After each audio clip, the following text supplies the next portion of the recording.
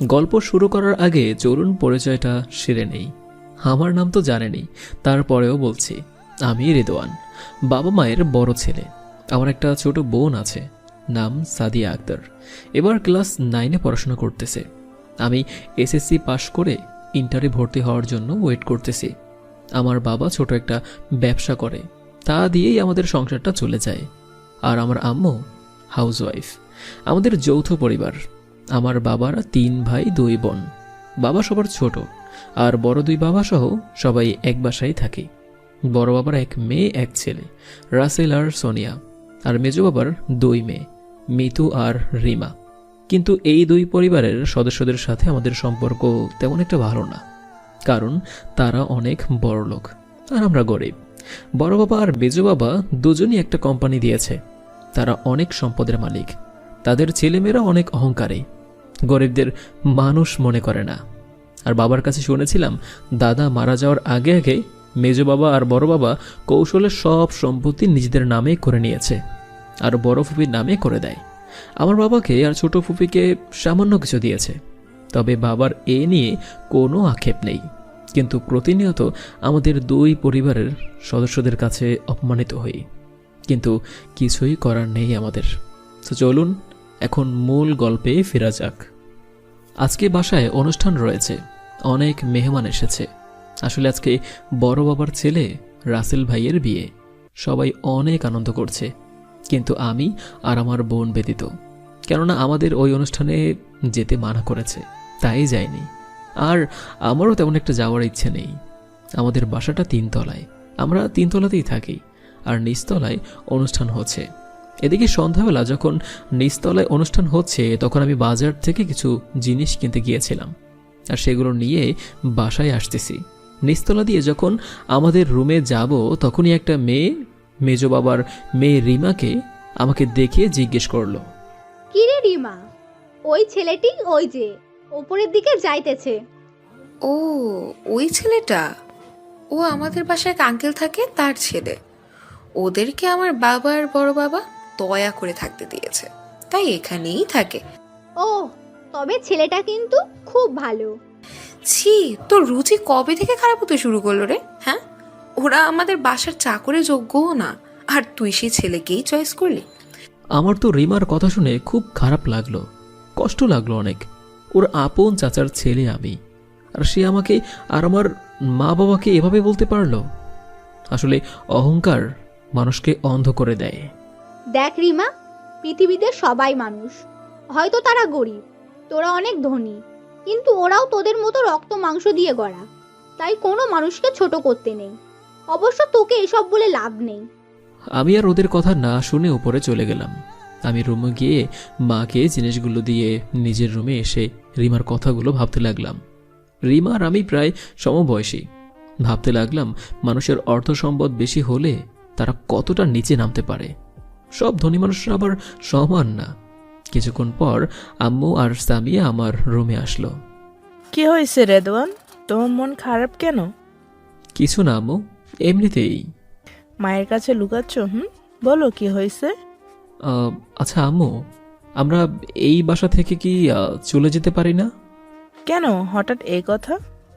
আমি তখন আম্মুকে রিমার কথাগুলো বললাম, আর আম্মু সব বুঝতে পেরে বললেন, বাবা, মন খারাপ করো না, একদিন সব ঠিক হয়ে যাবে। তুমি যখন মানুষের মতন মানুষ হবে, ভালো চাকরি করবে, তখন তাদের মতন টাকা পয়সা আমাদেরও হবে। তখন ওরা আমাদের আর অপমান করতে পারবে না।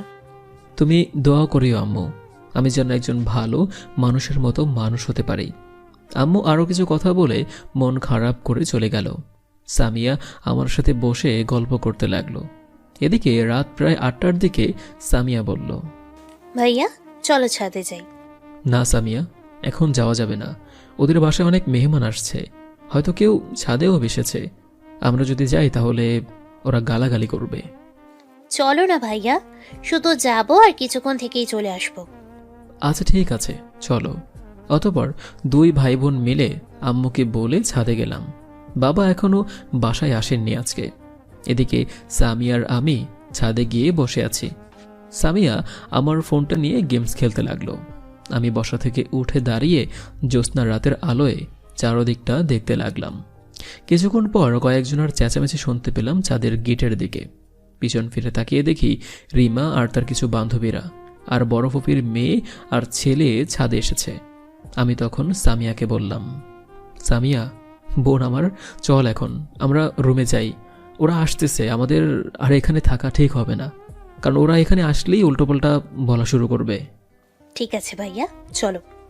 রুমে আসতে যাব, তখনই রিমা এসে বলল, কি রে ছোট লোক, তোরা এখানে কি করছিস? যা এখান থেকে।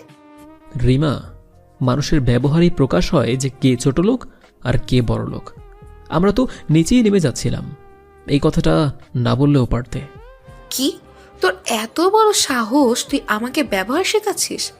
আমি কাউকে শেখাচ্ছি না, যা সত্য তাই বললাম। তখন আমার বড় ভাবির ছেলে রিয়ান বলল, কে রে রিমা, তোকে এসব বলার সাহস এই ছোট লোকের বাচ্চা পায় কিভাবে?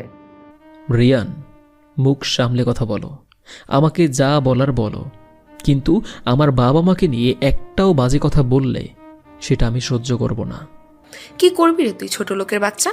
এখানে তো আমার বাবার জেঠুর দয়া বেঁচে আছিস, আবার বড় বড় কথা বলিস। রিমা আপু, তুমি কেন আমাদের সাথে এরকম খারাপ ব্যবহার করছো? আমরা কি তোমার সাথে কথা বলতে এসেছি নাকি? এই বেয়াদব মেয়ে, চুপ কর। তোকে কে কথা বলতে বলেছে শুনি? কুত্তা কোথাকার। এবার রিমার কথা শুনে আমি আর রাগ কন্ট্রোল রাখতে পারলাম না, ঠাস করে একটা চর মেরে দিলাম। রিমা আমার চর খেয়ে রাগে আগুন হয়ে গিয়েছে। রিয়ান আমার গায়ে হাত তুলতে আসলে রিমা ওকে থামিয়ে দিল। সামিয়া আমাকে টেনে নিয়ে রুমে আসলো। কিছুক্ষণ পর আম্মু খেতে ডাকলো। আমরা দুই ভাই বোন খেতে লাগলাম, আর এদিকে রিমা রেদওয়ানের হাতে চর খেয়ে রাগে ফুঁসতেছে। রিয়ান রিমাকে বলল, তোকে ওই ছোট লোকটা চর মারার পরেও তুই ওকে কিছু না বলে ছেড়ে দিলি কেন? আমাকেও বাধা দিলি কেন? ওই ছোট লোকের বাচ্চার এত সাহস, ও এই রিমার গায়ে হাত তুলেছে। ওরা আমি এমন অবস্থা করব যে এরা এই বাসায় থাকা তো দূরের কথা, মানুষের সামনে অব্দি মুখ দেখাতে পারবে না।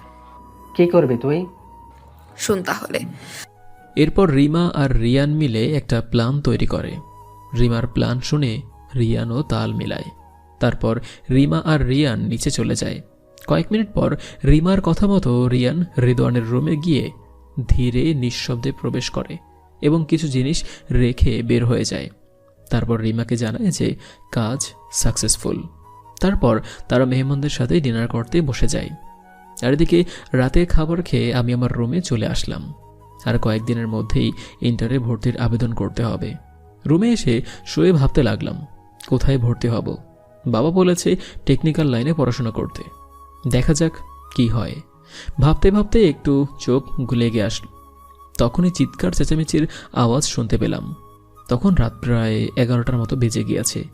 চিৎকারের আওয়াজ আস্তে আস্তে আমাদের রুমের দিকে এগিয়ে আসছে। আমাদের রুমের সামনে এসে বাবাকে জোরে জোরে ডাকতে লাগলো। আমি উঠতে না চেয়েও উঠলাম।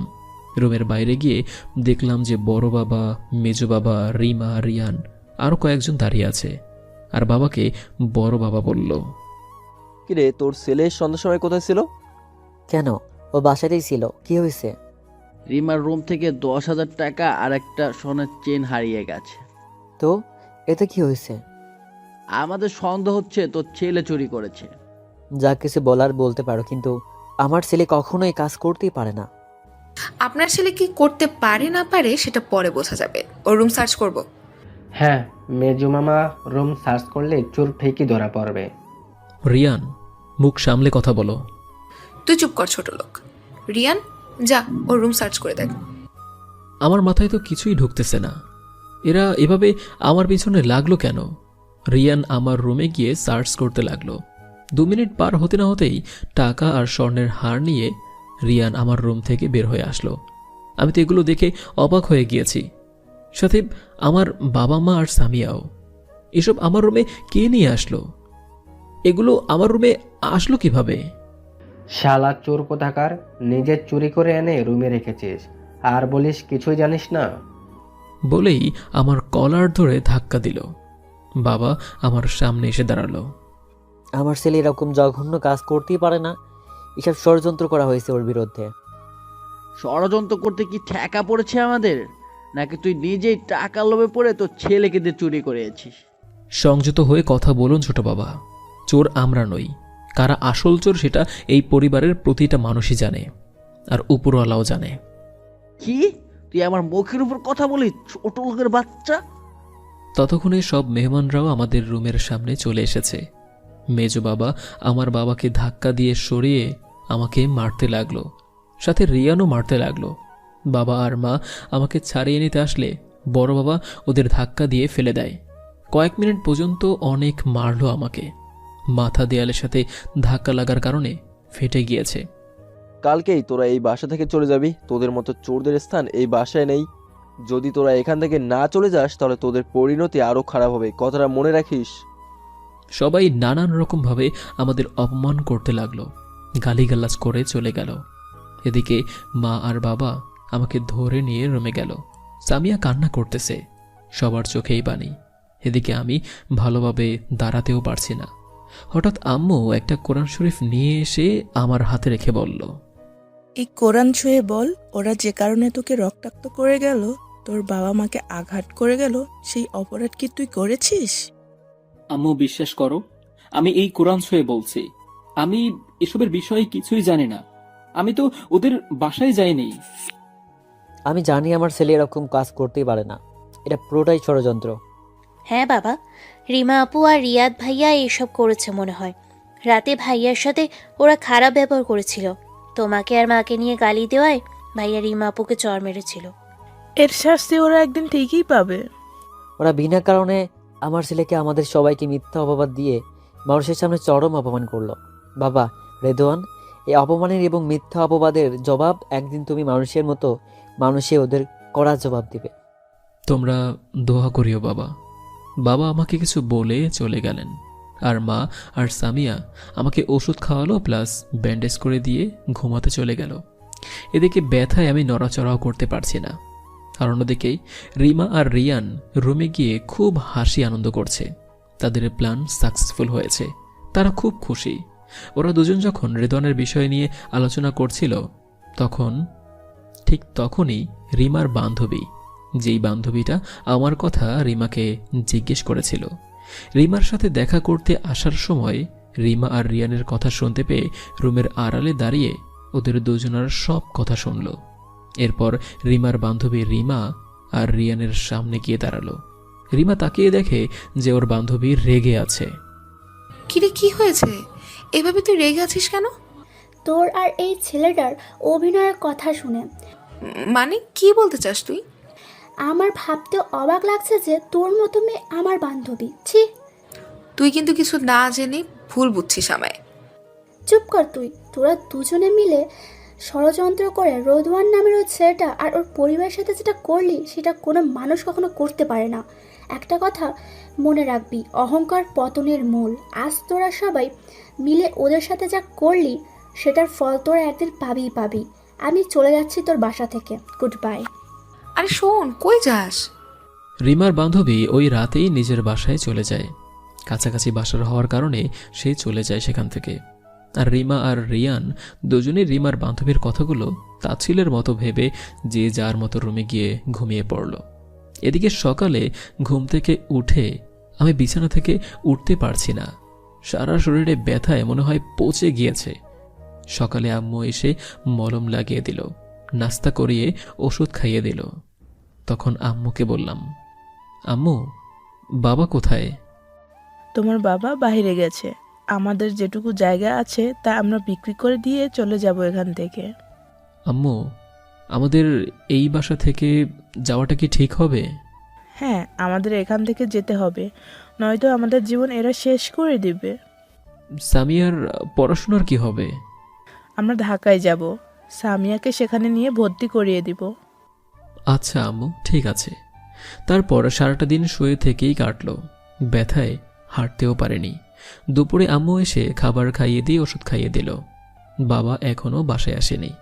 সন্ধ্যার দিকে বাবা বাসায় আসলো, এসে বলল যে জমিটা বেচে দিয়েছে ৩৫ লক্ষ টাকায়।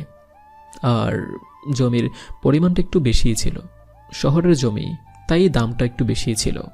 কালকে সকালে আমরা কুড়িগ্রাম ছেড়ে চলে যাব।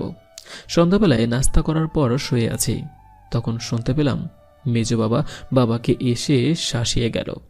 কেন আমরা এখনো চলে যাইনি বাসা থেকে? আম্মুর কাছে রাতে শুনতে পেলাম যে বাবাকে বাইরে বসে অনেক মানুষ বাবাকে অপমানজনক কথা বলেছে। তার মানে বাহিরেও এই কথাগুলো ছড়িয়ে দিয়েছে এরা। আমি শুয়ে থেকে মনে মনে প্রতিজ্ঞা করলাম যে টাকা আর সম্পদের জোরে আজ এরা আমাকে, আমার পরিবারকে চোরের মিথ্যা অপবাদ দিয়েছে। আমার বাবাকে তার প্রাপ্য সম্পদ থেকে বঞ্চিত করেছে। আমি পড়াশুনো করে নিজেকে প্রতিষ্ঠিত করে এর চরম প্রতিশোধ নেব। রাতে ভাবতে ভাবতে ঘুমিয়ে গেলাম। সকালে ফজরের আজানের সময় আম্মু আমাকে ডাকতেছে। আমি হঠাৎ এই সময় আম্মুর ডাক শুনে ভড়কে গিয়েছি। অনেক কষ্টে উঠে রুমের দরজাটা খুলে দিলাম। রুমের দরজা খুলে দিয়ে তো আরও শক খেয়ে গেলাম। সামিয়াও কান্না করতেছে। কিছুই বুঝতে পারলাম না যে কি হয়েছে, আম্মু কান্না করতেছে কেন। সামিয়ার কান্না স্বরে বলল যে বাবা আর আমাদের মাঝে নেই, ছেড়ে চলে গিয়েছে। সামিয়ার কথা শুনে তো আমার পুরো দুনিয়াটা স্তব্ধ হয়ে গিয়েছে। পায়ের তলার মাটিও সরে গিয়েছে। আমি কি শুনলাম? কষ্ট হওয়া সত্ত্বেও ছুটে মা বাবার রুমে গিয়ে দেখি বাবা আর নেই, মারা গিয়েছে। কয়েক মিনিট এই শোকটা আমাকে হজম করতে হলো। আম্মু আর সামিয়া কান্না করেই যাচ্ছে। আমিও একসময় বাবার লাশটাকে জড়িয়ে ধরে কান্না শুরু করলাম। সকালে আমার মামার বাসায় ফোন দিলাম। মামারা দ্রুত চলে আসলো। এলাকার কিছু মুরব্বীরাও আসলো। কিন্তু আফসোস, আমার মেজো বাবা কিংবা বড় বাবা এবং ওদের পরিবারের কেউ আসেনি। আম্মু আর সামিয়া পুরোপুরি ভেঙে পড়েছে। এলাকাবাসীর চাচিরা সান্ত্বনা দিচ্ছে। আমার ভিতরটাও একদম ভেঙে গিয়েছে, কিন্তু তারপরেও নিজেকে শক্ত রেখেছি। সব কাজ শেষ করে দুপুরে বাবার জানাজা দেয়া হলো। বাসার সাথেই পারিবারিক কবরস্থানে দাফন করা হলো। ওই পরিবারের কাউকেই দেখতে পেলাম না। খুব রাগ হলো ওদের প্রতি আমার। নিজের ভাই মারা গেল, অথচ এরা আসলো না একবারও। এত অহংকার হয়ে গিয়েছে এদের। বাবা টেনশনের কারণে স্ট্রোক করেই মারা গিয়েছে। আমাকে আর আমার পরিবারের উপর যে মিথ্যা কলঙ্ক দিয়েছে ওরা, তার জন্য এলাকার লোকেরা অনেক অনেক অপমান করেছে। সেই কারণেই বাবা স্ট্রোক করে মারা গিয়েছে। আমার বাবার মৃত্যুর জন্য ওরাই দায়ী। আমি বাবার কবরের পাশে দাঁড়িয়ে প্রতিজ্ঞা করলাম, ওদের অহংকার আমি মাটিতে মিশিয়ে দেব, কখনোই ক্ষমা করব না ওদেরকে। বাবার কবরের পাশে বসে অনেকক্ষণ কান্না করলাম। আমার মামা এসে আমাকে বাসায় নিয়ে গেল। 3 দিন পর্যন্ত এভাবেই গেল। মা আর সামিয়া এখন একটু শক্ত হয়েছে। দেখতে দেখতে আরও কয়েকটি দিন চলে গেল। আমার বাবার ভাইয়েরা নানান রকমভাবে আমাদের অপমান শুরু করলো। গ্রামের লোকদেরকেও শিখিয়ে দেয়, তারাও অনেক অপমানজনক কথা বলে। বাবার মৃত্যুর 15 দিন পার হয়ে গেল। আমরা আর এদের অপমান সইতে না পেরে কুড়িগ্রাম ছেড়ে ঢাকার উদ্দেশ্যে রওনা দিলাম। ঢাকায় আমার বড় মামা একটা চাকরি করে, পরিবার সহ ওখানেই থাকে, সেখানেই যাব। বড় মামার আর্থিক অবস্থা খুব একটা ভালো না। সন্ধ্যাবেলা মামার বাসায় পৌঁছে গেলাম। মামা আগেই সব শুনেছিল। মামা মামি সবাই দুঃখ প্রকাশ করলো। এদিকে সারাদিন জার্নি করার কারণে টায়ার্ড ছিলাম, তাই রাতে খেয়ে ঘুমিয়ে পড়লাম। এদিকে রেদোয়ান তার মা আর বোন বাসা ছেড়ে চলে যাওয়ার পর রিমা আর তার পুরো পরিবার খুবই খুশি হয়েছে। বিশেষ করে রেদোয়ানের 2 আঙ্কেল আর রেদোয়ানের বড় ফুপি। রিমাও অনেক খুশি হয়েছে, কারণ ওর প্ল্যান পুরোপুরি সাকসেস হয়েছে। কয়েকদিনের মধ্যেই রেদোয়ানের বাসা দখল করে নিল ওর বড় বাবা আর মেজো বাবা। তারা অনেক খুশি হয়ে গিয়েছে, কিন্তু শুধু একজন খুশি হয়নি। সে হলো রেদোয়ানের ছোট ফুপি, কারণ তিনি তার বাকি ভাই বোনদের মতো অহংকারী নন। মধ্যবিত্ত পরিবার তার, একটা মাত্র মেয়ে। তিনি তার ছোট ভাইকে সাপোর্ট করতেন, কিন্তু বড় ভাই বোনদের প্রভাবশালী হওয়ার কারণে, তাদের অহংকারিতার কারণে তিনি কোনো কথা বলতে পারতেন না। শুধু নীরব দর্শকের মতো সব দেখে যান আর আল্লাহর ওপর ভরসা রাখেন। ছোট ভাইয়ের মৃত্যুতে একমাত্র তিনিই ব্যথিত হয়েছে। তার পরিবার ঢাকায় থাকার কারণে তিনি আসতে পারেননি। সকালে ঘুম থেকে উঠে নাস্তা করলাম। আম্মু আর মামি রান্নাবান্না করতেছে। আমার বড় মামি অনেক ভালো একজন মানুষ, তার মধ্যে কোনো অহংকার নেই। আমার আম্মুকে নিজের বোনের মতোই দেখেন। মামার একটি মেয়ে আছে, রুনা। সেও সামিয়ার সাথে পড়াশোনা করে। দেখতে দেখতে কয়েকদিন কেটে গেল। সামিয়াকে রুনা যে স্কুলে পড়ে সেখানেই ভর্তি করিয়ে দিলাম। আমিও পলিটেকনিক্যালে ভর্তির জন্য আবেদন করলাম। আম্মু কাজ করতে চেয়েছিল কোথাও, কিন্তু মামা আর আমি মানা করে দেই। মামিও নিষেধ করেছিল। আমি আম্মুকে বলেছিলাম পড়াশোনার পাশাপাশি আমিই কাজ করব, আর সবাই সেটাই মেনে নিল। আমিও কাজ খুঁজতে লাগলাম, পার্ট টাইম কোথাও কাজ করতেই হবে। এদিকে জমি বিক্রি করার টাকাগুলো বাবার কিছু ঋণ ছিল, সেগুলো শোধ করে দিয়ে বাকি টাকা ব্যাংকে রেখে দিয়েছি, কারণ ভবিষ্যতে সেগুলো লাগতে পারে। মামার বাসায় আজকে 20 দিন হয়ে গেল আমরা এসেছি।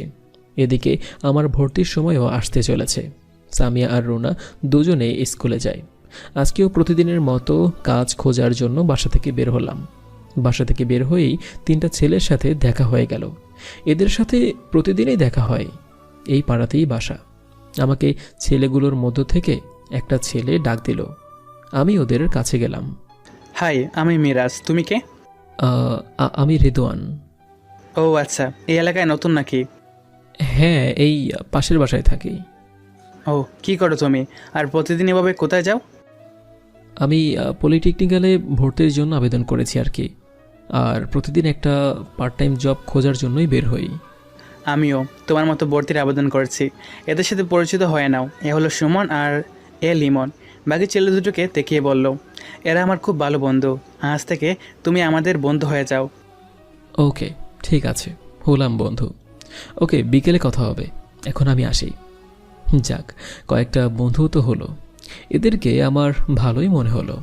ওদের থেকে বিদায় নিয়ে একটা কোম্পানিতে চলে আসলাম। এখান থেকে কালকে আমাকে ফোন দিয়েছিল একটা টেক্সটাইলস মিলস। পারমিশন নিয়ে ভেতরে গেলাম। ম্যানেজারের সাথে কথা বললাম।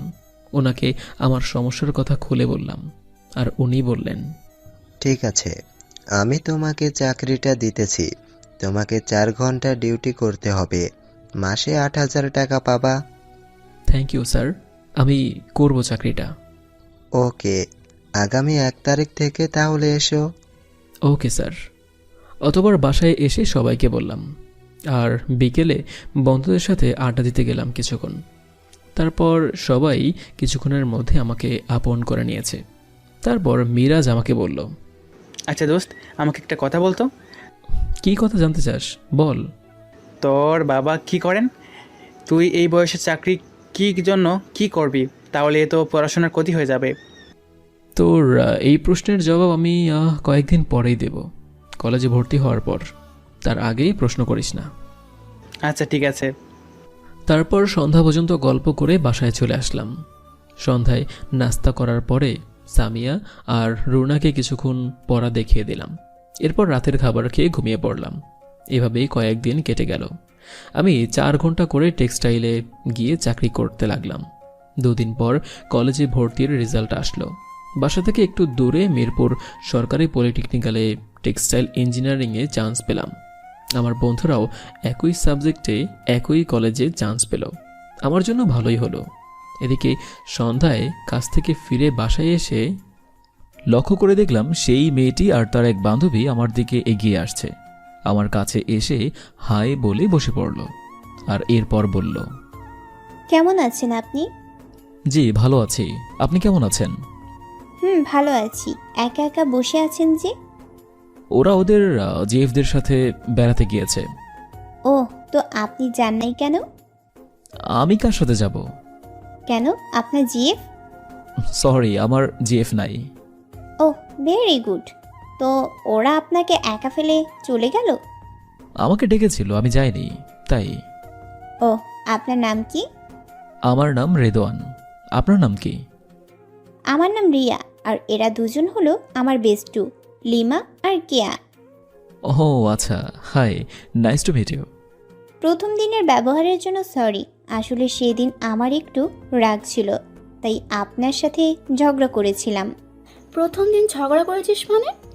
আসলে হয়েছিল কি, এত কিছু হয়ে গেল আর আমরা দুজন জানতে পারলাম না। সে কি, আপনি প্রথম দিনের ঘটনা এখনো মনে রেখেছেন? আমি তো সেই কবে ভুলে গিয়েছি। ও সরি, থ্যাংক ইউ। তবে আপনি রাগলে কিন্তু আপনাকে দেখতে খুবই সুইট লাগে। তাই বুঝি? আচ্ছা, আমরা তো একসাথেই পড়ি, তাহলে তুমি করে বলি। ওকে, সেটাই ভালো। সেটা তুই বুঝবি না, চুপ থাক। তাহলে আমরা আজ থেকে ভালো বন্ধু, ওকে? ওকে, ডাক। এরপর আরও কিছুক্ষণ ওদের তিনজনের সাথে গল্প করে আমি বাসায় চলে আসলাম।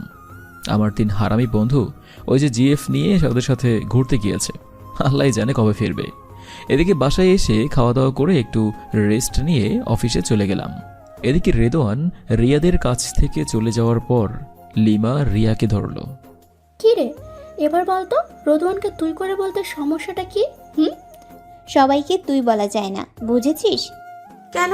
ও তো আমাদের বন্ধু, তাহলে তুই বলতে সমস্যা কোথায়? হ্যাঁ, ও আমাদের বন্ধু, কিন্তু আমার কাছে ও বন্ধুর থেকেও বড় কিছু। মানে? মানে বুঝলি না, আমাদের রিয়ামণি মনে হয় রেদওয়ানকে ভালোবেসে ফেলেছে। কি রে রিয়া, কথা কি ঠিক? সেটা আমি নিজেও জানি না রে, চল বাসায় যাই। হ্যাঁ, কাছের মানুষ তো চলে গেছে, আর কলেজের থেকে কি করবি? চল বাসায় যাই। বড্ড বেশি কথা বলিস তুই। এরপর রিয়া আর তার বান্ধবীরা সহ বাসায় চলে গেল। দুপুরে রিয়া খাওয়ার পর একটু ঘুমিয়ে নেওয়ার জন্য শুয়ে পড়ল। চোখ বন্ধ করতেই রিদওয়ানকে মনে পড়তে লাগলো রিয়ার। প্রথম দিন ঝগড়ার পর থেকে রিয়া আস্তে আস্তে রিদওয়ানকে একটু একটু ভাবতে থাকে। এরপর প্রতিদিন কলেজে গিয়ে রিদওয়ানকে আর চোখে ফলো করে। দেখতে দেখতে কেন জানি না রিয়ার রিদওয়ানকে ভালো লেগে যায়, আর সেই ভালো লাগা থেকে রিয়ার মনে রিদওয়ানকে নিয়ে ভালোবাসার সৃষ্টি হয়। কিন্তু রিয়া রিদওয়ানের সাথে কোনোভাবেই কথা বলার জন্য সুযোগ পাচ্ছিল না, তাই আজকে কথা বলল আর বন্ধু হয়ে গেল। রিয়া শুয়ে শুয়ে ভাবতে লাগলো, রেদওয়ানের যখন জিএফ নেই, তার মানে আমার রাস্তা ক্লিয়ার। এখন শুধু বুদ্ধটাকে আমার ভালোবাসায় আবদ্ধ করতে হবে। পাগলটাকে সারা জীবনের জন্য আমার আপন করে পেতেই হবে, কেননা আমি এই ছেলেটাকে বড্ড ভালোবেসে ফেলেছি। ভাবতে ভাবতেই রিয়া ঘুমিয়ে পড়ল। রাত 8টায় অফিস থেকে বাসায় এসে একটু পড়াশোনা করে খাবার খেয়ে ঘুমিয়ে পড়লাম। পরের দিন কলেজে গিয়ে ক্লাস করার পর বসার স্থান গাছতলায় গিয়ে বসলাম। বসার পর আমার 3 বন্ধুকে ইচ্ছে মতো কেলানি দিলাম। রে ভাই, এত জোরে কেউ মারে? ব্যথায় টনটন করছে পিঠটা। এরকম হঠাৎ সাইকেলের মতো মায় শুরু করলি কেন বলতো? শালা হারামির দল, কালকে কি জিএফদের সাথে ঘুরতে গিয়ে কি তাজমহলে চলে গেছিস নাকি? হ্যাঁ, আমি তোদের জন্য অপেক্ষা করতে করতে শেষ। ও, কালকে একটু বেশি ঘুম হয়েছিল, সেই জন্য এভাবে কেলানি দিলি? আরো বেশি করে কেলানি দিতাম, কিন্তু দিলাম না। ভাই, এভাবে মার খেলে তো তোর ভাবি নিশ্চিত বিয়ের আগেই বিধবা হয়ে যাবে। আমাদের কথার মাঝে রিয়া আসলো। হাই, কেমন আছো রেদওয়ান? আলহামদুলিল্লাহ ভালো। তুমি কেমন আছো? আমিও ভালো আছি। এদের এভাবে মারলে কেন? কেন মারলাম শুনবা তুমি? ওকে, তাহলে শোনো। রিয়াকে বললাম কেন 3 হারামাইকে কেলানি দিলাম। এই ব্যাপার, তাহলে ভালোই হয়েছে। তুমি একটা জিএফ খুঁজে নাও, তাহলে তুমিও মিরাজ ভাইদের মতো ঘুরতে যেতে পারবে। এই 1 মিনিট, আপনি আমার নাম জানেন কি করে? আমি শুধু আপনার নাম নয়, সব জানি। কিভাবে? ভাইয়া, আপনার জিএফ এর নাম কি? মিম। আমার চাচাতো বোন হয়, বুঝলেন? হ্যাঁ? নয়, হ্যাঁ, বুঝলেন? ওর কাছে সব শুনেছি। আচ্ছা, বুঝলাম, কিন্তু আমার এই দোস্তের সাথে কিভাবে কি? বলছি শোনো। তারপর ওদের বললাম, ও, কালকে তো তুই তাহলে রিয়ার সাথে বসে আড্ডা দিছিলি, তাহলে হুদাই কেলানি খেলাম।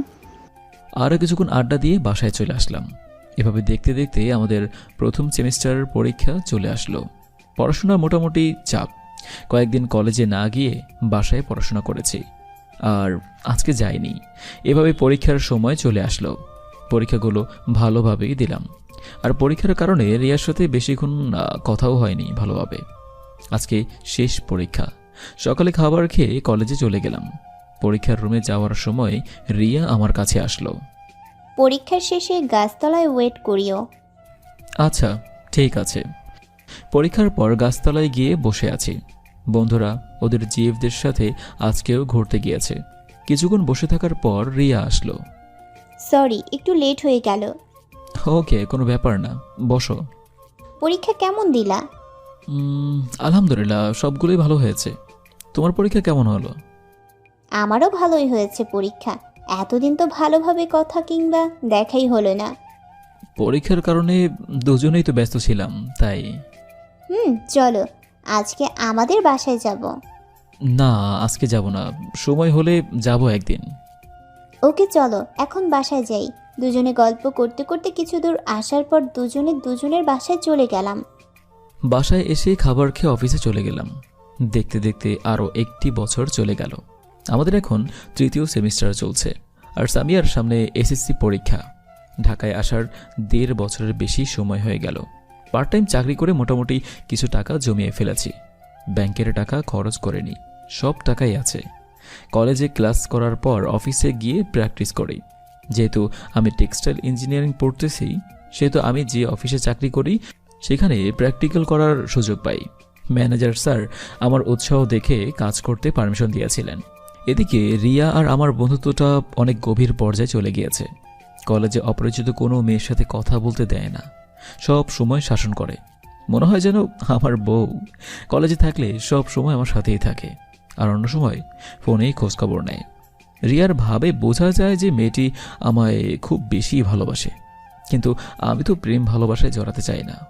যদিও আমিও রিয়াকে পছন্দ করি বা ভালোবাসি, কিন্তু সবার আগে আমাকে আমার লক্ষ্যে পৌঁছতে হবে, তারপর প্রেম ভালোবাসা। সকালবেলা খাবার খেয়ে কলেজে চলে গেলাম। কলেজে গিয়ে রিয়াকে খুঁজতে লাগলাম, কিন্তু আজকে রিয়া এখনও আসেনি। ক্লাসে গিয়ে বসলাম, আর ক্লাস শুরু হওয়ার আগে আগে রিয়া আসলো, আর সে এসে আমার পাশেই বসে পড়ল। চুপচাপ ক্লাস করতে লাগলাম, আর সবগুলো ক্লাস শেষ করে গাছতলায় গিয়ে সবাই বসলাম। তখন রিয়া বলল, শোনো সবাই, আগামী সপ্তাহে 3 সেপ্টেম্বর আমার জন্মদিন। কখনো জন্মদিন সেলিব্রেট করা হয়নি, এবার সবার সাথে করব। তোমাদের সবারই ইনভাইট থাকলো আমার বাসায়, সবাইকে আসতে হবে। ও তাই নাকি? যাক, অনেক দিন পর একটা দাওয়াত পেলাম, পেট ভরে খাওয়া হবে। হ্যাঁ ভাই, একদম আমার মনের কথা বলেছিস। আমি কোনো কথা বলছি না, কেননা আমি যাব না রিয়াদের বাসায়। আর আমাকে চুপ করে থাকতে দেখে রিয়া বলল, কি ব্যাপার তুমি আজ চুপচাপ যে? একটা কথা বলি, মন খারাপ করো না। কি এমন কথা যে মন খারাপ হবে? আমি তোমার জন্মদিনে তোমাদের বাসায় যেতে পারবো না। কিন্তু কেন? সেটা এখন বলতে পারবো না। তাহলে তুমি আমার বার্থডেতে আসবে না? আমি তোমার বার্থডেতে উপস্থিত থাকব, তবে তোমার বাসায় নয়। তোমার জন্মদিনের সেলিব্রেট অন্য কোথাও করব। শুধু আমরা এই কয়জন। যদি রাজি থাকো তো তাহলে থাকবো। আমি রাজি, কিন্তু কোথায় আয়োজন করবা? সেটা ক্রমশ অপ্রকাশ্য থাক, সারপ্রাইজ হিসাবে। সেদিনের মতো বাসায় চলে আসলাম, আর দুপুরের পর অফিসে চলে গেলাম। রাতে অফিস থেকে বাসায় আসার পর খেতে বসেছি। তখন আমার ছোট বোন সামিয়া বলল, ভাইয়া, তোমার সাথের মেয়েটিকে?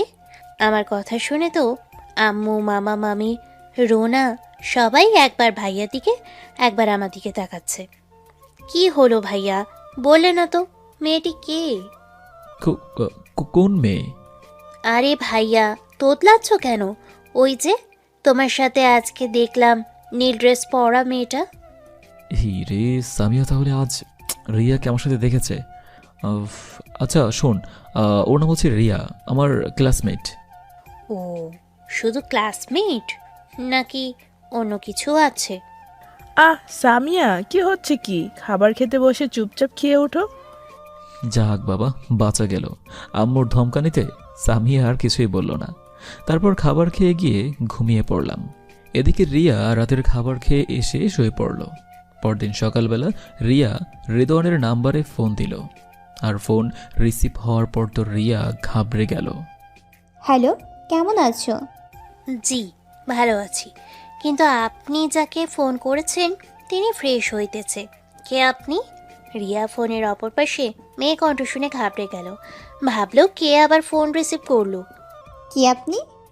আমি সামিরা, আপনি যাকে ফোন দিয়েছেন তার আদরের একমাত্র বোন। আপনি কে? আমি রিয়া। ও, ভাইয়ার একমাত্র মেয়ে বন্ধু। তুমি কিছুদিন আগে নীল ড্রেস পরে ভাইয়ের সাথে বাসায় আসছিলে না? হ্যাঁ, কিন্তু তুমি কিভাবে দেখলে? দেখেছি আমি। ও তো তোমাকে কি বলে ডাকবো, আপু নাকি ভাবি? ভাবি মানে? মানে তুমি যে ভাইয়াকে ভালোবাসো সেটা আমি জানি। একদিন তোমার মেসেজ আমি ভাইয়ার ফোনে দেখেছিলাম, কিন্তু ভাবতে পারিনি সেটা তুমি। যা, সামিয়ার কাছে ধরা খেয়ে গেলাম। তবুও তুমি বুঝতে পেরেছো, কিন্তু তোমার হাদারাম ভাইটাকে আমি বোঝাতে পারলাম না। এই মেয়ে, আমার ভাইয়াকে একদম হাদারাম বলবে না, নয়তো তোমাকে আমার ভাবি বানাবো না, বলে দিলাম। ইস, কি বলতে গিয়ে কি বলে ফেললাম। আরে সামিয়া, রাগ করো না, ভুল করে বলে ফেলছি। ওকে, মনে থাকে যেন। আর শোনো, একটা বুদ্ধি দিই। কি বুদ্ধি বলো?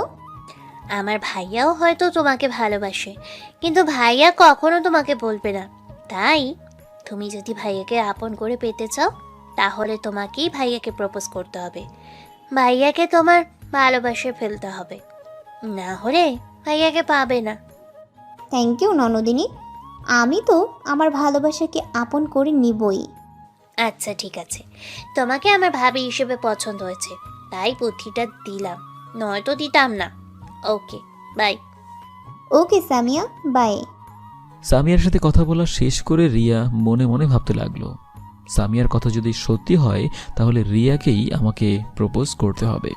রিয়া প্ল্যান করলো, সামনে তো রিয়ার জন্মদিন, ওই দিন আমাকে প্রপোজ করবে। এরপর রিয়া কলেজে যাওয়ার জন্য তৈরি হতে লাগলো। আমি ফ্রেশ হয়ে রুমে এসে দেখি যে সামিয়া আমার ফোনে যেন কার সাথে কথা বলে ফোনটা রেখে দিল। কি রে সামিয়া, কে ফোন দিয়েছে? আমার ভাবি ফোন দিয়েছিল, তাই কথা বললাম। তুমি তো ওয়াশরুমে ছিলা। সামিয়ার কথা শুনে তো টাসকে খেয়ে গেলাম। ও আবার ভাবি পেল কোথায়? আচ্ছা ভাবি মানে তুই আবার ভাবি পাইলি কোথায়? কেন, রিয়া ভাবি ফোন দিয়েছিল। এবার তো আরো বড় ধরনের শট খেলাম। ও রিয়া ফোন দিয়েছিল, কিন্তু রিয়া আবার তোর ভাবি হলো কবে থেকে রে ফাজিল? যেই দিন থেকে তুমি রিয়া আপুকে ভালোবাসতে শুরু করেছো সেই দিন থেকে। তবে রে ফাজিল, শোন, রিয়া আমার ভালো বন্ধু, এছাড়া আর কিছু না। হয়েছে, আমাকে বোঝাতে এসো না, কোনটা বন্ধুত্ব আর কোনটা প্রেম আমি বুঝি, বুঝলা ভাইয়া? দেখ সামিয়া, আমাদের মাঝে এমন কোনো সম্পর্ক নেই। কিন্তু ভাইয়া, রিয়া আপু তোমাকে খুব ভালোবাসে, বুঝলে? দাঁড়া, তোর ফাজলামি বের করতেছি আমি। এই বলে সামিয়াকে দৌড়ে এনে দিলাম, আর সামিয়া পালিয়ে গেল। তারপর আমি রেডি হয়ে খাবার খেয়ে কলেজে চলে গেলাম। কলেজে গিয়ে রিয়ার সাথে দেখা হলো। কেমন আছো? ভালো, তুমি? ভালো আছি। সকালে ফোন দিয়েছিলাম, কই ছিলে? ফ্রেশ হচ্ছিলাম। পরে তো ফোন দিতে পারতে। ভাবলাম যে কলেজে তো যাচ্ছি আর দেখা তো হবেই, তাই দেয়নি। কথা বলতে বলতে দুজনে ক্লাসে চলে গেলাম। ক্লাস করে কিছুক্ষণ আড্ডা দিয়ে বাসায় চলে আসলাম। দুপুরের খাবার খেয়ে অফিসে চলে গেলাম। অফিস থেকে বাসায় এসে রাতে শুয়ে শুয়ে ভাবতে লাগলাম যে কিভাবে রিয়ার জন্মদিনটা সেলিব্রেট করব, কি কি করা যায়। শেষে একটা বুদ্ধি করলাম। সন্ধ্যাবেলা আমাদের কলেজ থেকে একটু সামনে দূরে একটা সুন্দর জায়গা আছে, লেক আছে, তার সাথে পার্ক আছে, সেখানে জন্মদিনের সেলিব্রেট করব। সেই মোতাবেক পরের দিন বন্ধুদের সাথে আলোচনা করলাম। রিয়াকে এখনই কোনো কিছু জানাতে চাই না, এটা থাকবে ওর জন্য স্পেশাল কিছু। দেখতে দেখতে রিয়ার জন্মদিন চলে আসলো। আজকে রিয়ার জন্মদিন। অফিসের বসকে বলে ছুটি নিলাম আজকে, কেননা সন্ধ্যাবেলা যাব আমরা লেকের পাড়ে। বন্ধুরা সহ সকাল থেকে দুপুর পর্যন্ত সব আয়োজন কমপ্লিট করলাম। দুপুরে বাসায় এসে খাবার খেয়ে কিছুক্ষণের জন্য ঘুমিয়ে পড়লাম। এদিকে জন্মদিনের আগের রাতে রিয়া রাতের খাবার খেয়ে বিছানায় শুয়ে শুয়ে রেদনের কথা ভাবতেছে। কালকে তো ওর জন্মদিন, কালকেই সে আমাকে প্রপোজ করবে, কিন্তু কিভাবে শুরু করবে এসব ভাবতেছে রিয়া। যদি নিজের বাসায় জন্মদিনের সেলিব্রেট আয়োজন করতো তাহলে হয়তো একটু নিরিবিলিভাবে ওর ভালোবাসার কথাগুলো খুলে বলতো। কিন্তু রেদন তো অন্য জায়গায় রিয়ার জন্মদিনের আয়োজন করেছে, কিন্তু কোন জায়গাটায় করেছে সেটা রিয়াকে এখনো বলেনি। কিন্তু অন্য জায়গায় বন্ধুদের সামনে আমাকে কিভাবে বলবে নিজের ভালোবাসার কথা, সেগুলো ভাবতে লাগলো রিয়া। এদিকে রাত প্রায় 11:30টার দিকে রিয়ার বাবা মা আর ওর কাজিন রিয়াকে রুম থেকে ডাক দিয়ে নিয়ে গেল। আর রাত 12টা বাজতেই সবাই রিয়াকে জন্মদিনের শুভেচ্ছা জানালো। কেক কেটে পারিবারিকভাবে সবাই মিলে মজা করলো। রিয়া ওর রুমে ঘুমাতে এসে ফোন হাতে নিয়ে দেখতে পেল ওর বন্ধুরাও জন্মদিনের শুভেচ্ছা জানিয়েছে। আমিও সুন্দরভাবে জন্মদিনের শুভেচ্ছা জানিয়েছি। রেদওয়ানের মেসেজ পড়ে মুচকি মুচকি হাসি দিয়ে ঘুমিয়ে পড়ল। ঘুম থেকে একদম বিকেলবেলা উঠলাম। ফ্রেশ হয়ে আম্মুকে বললাম চা দিতে, আর আম্মু চা নিয়ে এসে জিজ্ঞেস করলো, আজকে অফিস গেলে না কেন? আজকে ছুটি নিয়েছি, এক বন্ধুর জন্মদিন আজকে, তাই সেখানে যাব। ও, পরশু তো শেষের দিকে, আর 1 বছর পর শেষ হবে। এরপর কি করবে? আম্মু পড়াশোনা শেষ করে বিএসসি করব, আর এরপর দেখি নিজেই একটা ছোট কারখানা দেওয়ার চেষ্টা করব। এটাই ভালো হবে। সামিয়ার তো সামনে মাসে এক্সাম, ওকে কিছু কিনে দেওয়া লাগতো। সেই চিন্তা তুমি করো না আম্মু, সময় মতো সামিয়াকে কিছু কিনে দেব। ওকে। চা খেয়ে বাসা থেকে বের হলাম, আর বন্ধুদের ফোন দিয়ে ডেকে নিয়ে লেকের পাড়ে রওনা দিলাম। তখন মিরাজ বলল, বন্ধু, রিয়া কি জানে যে কোন জায়গায় আমরা জন্মদিনের কেক কাটার আয়োজন করেছি? না, রিয়াকে বলেনি, ওকে বলা যাবে না। আচ্ছা, ওরা আসবে কখন? ওটা মানে? রিয়া ওর কাজিন। ও, সন্ধ্যার শুরুতেই আসবে। আর এই ব্যাটাকে দেখ, জিএফের আসার কথা শুনে খুশি যেন উতলে পড়ছে। সেটাই তো দেখছি রে ভাই। আমার খুশি দেখে কি তোদের হিংসা হচ্ছে নাকি? কোন কারণে হিংসা হবে শুনি বর্ষ? তোদের প্যাচাল বন্ধ করে গাড়ি থেকে নাম, এসে পড়েছি। 4 জনে নেমে পড়লাম লেকে, আর পার্কের ভিতরে চলে গেলাম। জায়গাটা ভীষণ সুন্দর, সুন্দর পরিবেশ। আর এরপর আমরা সব কিছু গোছাতে লাগলাম। আগে থেকেই সব ব্যবস্থা করা ছিল, বাকি যতটুকু ছিল সেটাও কমপ্লিট করলাম। মোমবাতি আর কেক জায়গা মতো রেখে দিলাম। সবাই কিছু না কিছু উপহার নিয়ে এসেছে, সেগুলো লুকিয়ে রাখলাম।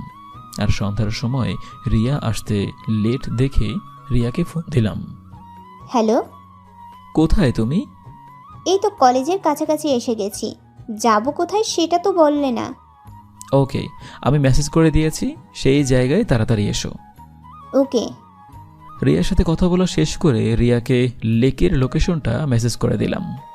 রিয়া আর ওর কাজিন দুজনে কলেজের মোড় থেকে রিকশায় করে আমাদের দেয়া ঠিকানায় রওনা দিল। রিয়া খুবই এক্সাইটেড। রিয়া মনে মনে ভাবতেছে, আর কিছুক্ষণ পর সেই সময়টা সামনে আসতেছে। আমি কি পারবো আমার মনের কথা রেদওয়ানকে জানাতে? যখন রিয়া এসব কথা ভাবছিল, তখন রিয়ার কাজিন মিমি রিয়াকে ধাক্কা দিল। কি এত চিন্তা করছো তুমি? এখন থেকে ডাকতেছি, তুমি শুনছই না? সামনে তাকিয়ে দেখো, লেকের পাড়ে এসে গেছি। রিয়া সামনে তাকিয়ে দেখে যে ওরা পৌঁছে গিয়েছে। রিক্সা থেকে নেমে ভাড়া দিয়ে ওরা ভিতরে চলে গেল। আর ভিতরে যাওয়ার পর রিয়া রেদওয়ানকে দাঁড়িয়ে থাকতে দেখলো, আর চলে আসলো আমার কাছে। সরি, আসতে দেরি হয়ে গেল।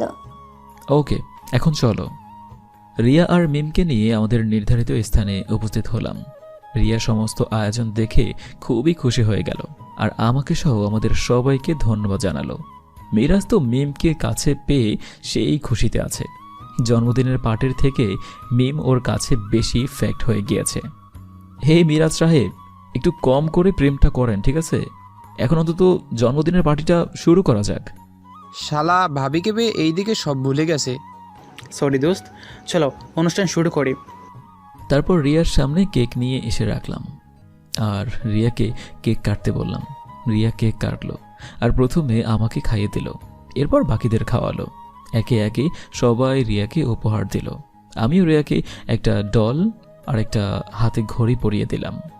তোমাদের সবাইকে অনেক অনেক ধন্যবাদ এভাবে আমাকে সারপ্রাইজ আর জন্মদিনের জন্য। পার্টির আয়োজন করার জন্য এরপর রিয়া সবার সামনে যেই কাজটা করলো, আমি একদম হতবাক হয়ে গেলাম। তোমাদের সবাইকে অনেক অনেক ধন্যবাদ এভাবে আমাকে সারপ্রাইজ করার জন্য, আমার জন্মদিনের পার্টি আয়োজন করার জন্য। রিয়া হুট করে একটা গোলাপ বের করে সবার সামনে আমাকে প্রপোজ করে বসলো।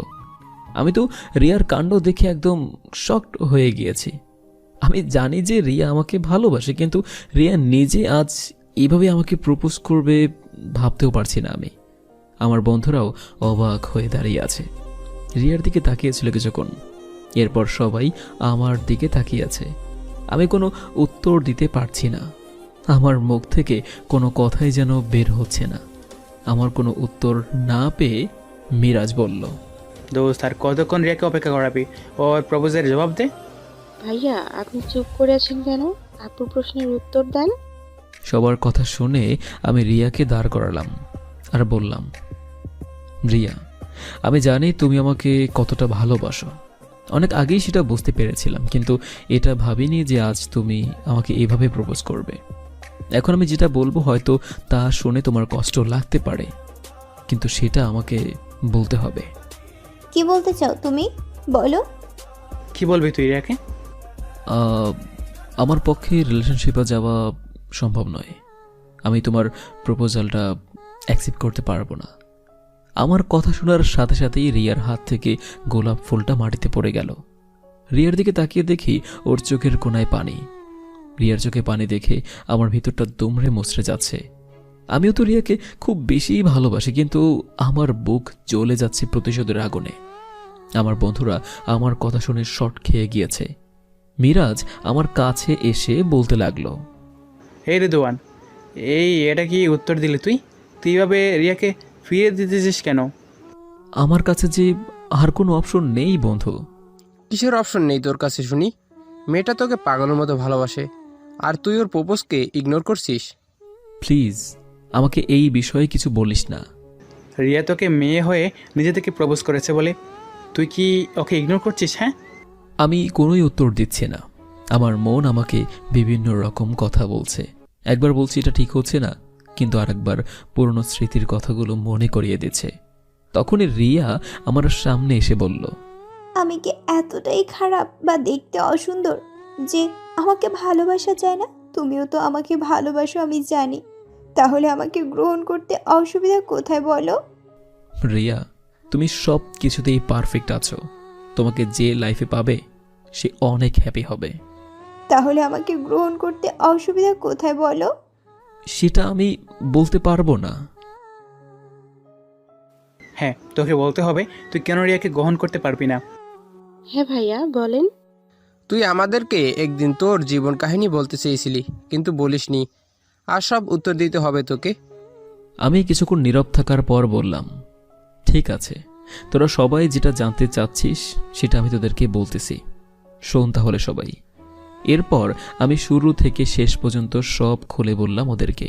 কিভাবে আমার বাবাকে ঠকানো হয়েছে, আমাদের দিনের পর দিন অপমানিত লাঞ্ছিত হতে হয়েছে, আমার জীবনের সেই মিথ্যা কলঙ্ক এবং আমার বাবার মৃত্যু আমাদের কতটা কঠিন অবস্থায় ফেলে দিয়েছে। বাবার কবরের পাশে দাঁড়িয়ে আমার করা ওয়াদা সব কিছু খুলে বললাম রিয়া এবং আমার বন্ধুদেরকে। সব কিছু বলা শেষ করে সবার দিকে তাকিয়ে দেখতে পেলাম সবার চোখেই পানি। তখন মিরাজ হঠাৎ এসে আমাকে জড়িয়ে ধরল। আজ সত্যি আমার গর্ব হচ্ছে যে তোর মতো একটা বন্ধু আমি পেয়েছি রে। আরে পাগল ছাড়, এখন বুঝতে পারলি তো আমি কেন রিয়ার প্রপোজালটা অ্যাকসেপ্ট করিনি? বন্ধু, আমরা সবসময় তোর পাশে আছি। তোর জীবনের বাকি সময়টাতে আমরা তোকে সাপোর্ট করব। হ্যাঁ, তোর সব কাজে আমরা থাকবো। তোদের সাথে যেটা হয়েছে সেটা খুবই অন্যায় হয়েছে। আমার ভাবতেও অবাক লাগছে মানুষ এতটা পাষাণ আর পশুর চেয়ে ভয়ঙ্কর হয় কি করে। তোর পাশে আমরা আছি, ইনশাল্লাহ তোর সাকসেস হবেই। রিয়া কোনো কথা বলছে না, অপলক নয়নে আমার দিকে তাকিয়ে আছে, একবারের জন্য চোখের পাতা বন্ধ করছে না। এদিকে রিয়া যখন আমার কথাগুলো শুনল, রিয়া অবাক হয়ে গিয়েছে। রিয়া আমাকে ভালো করে লক্ষ্য করতে লাগলো।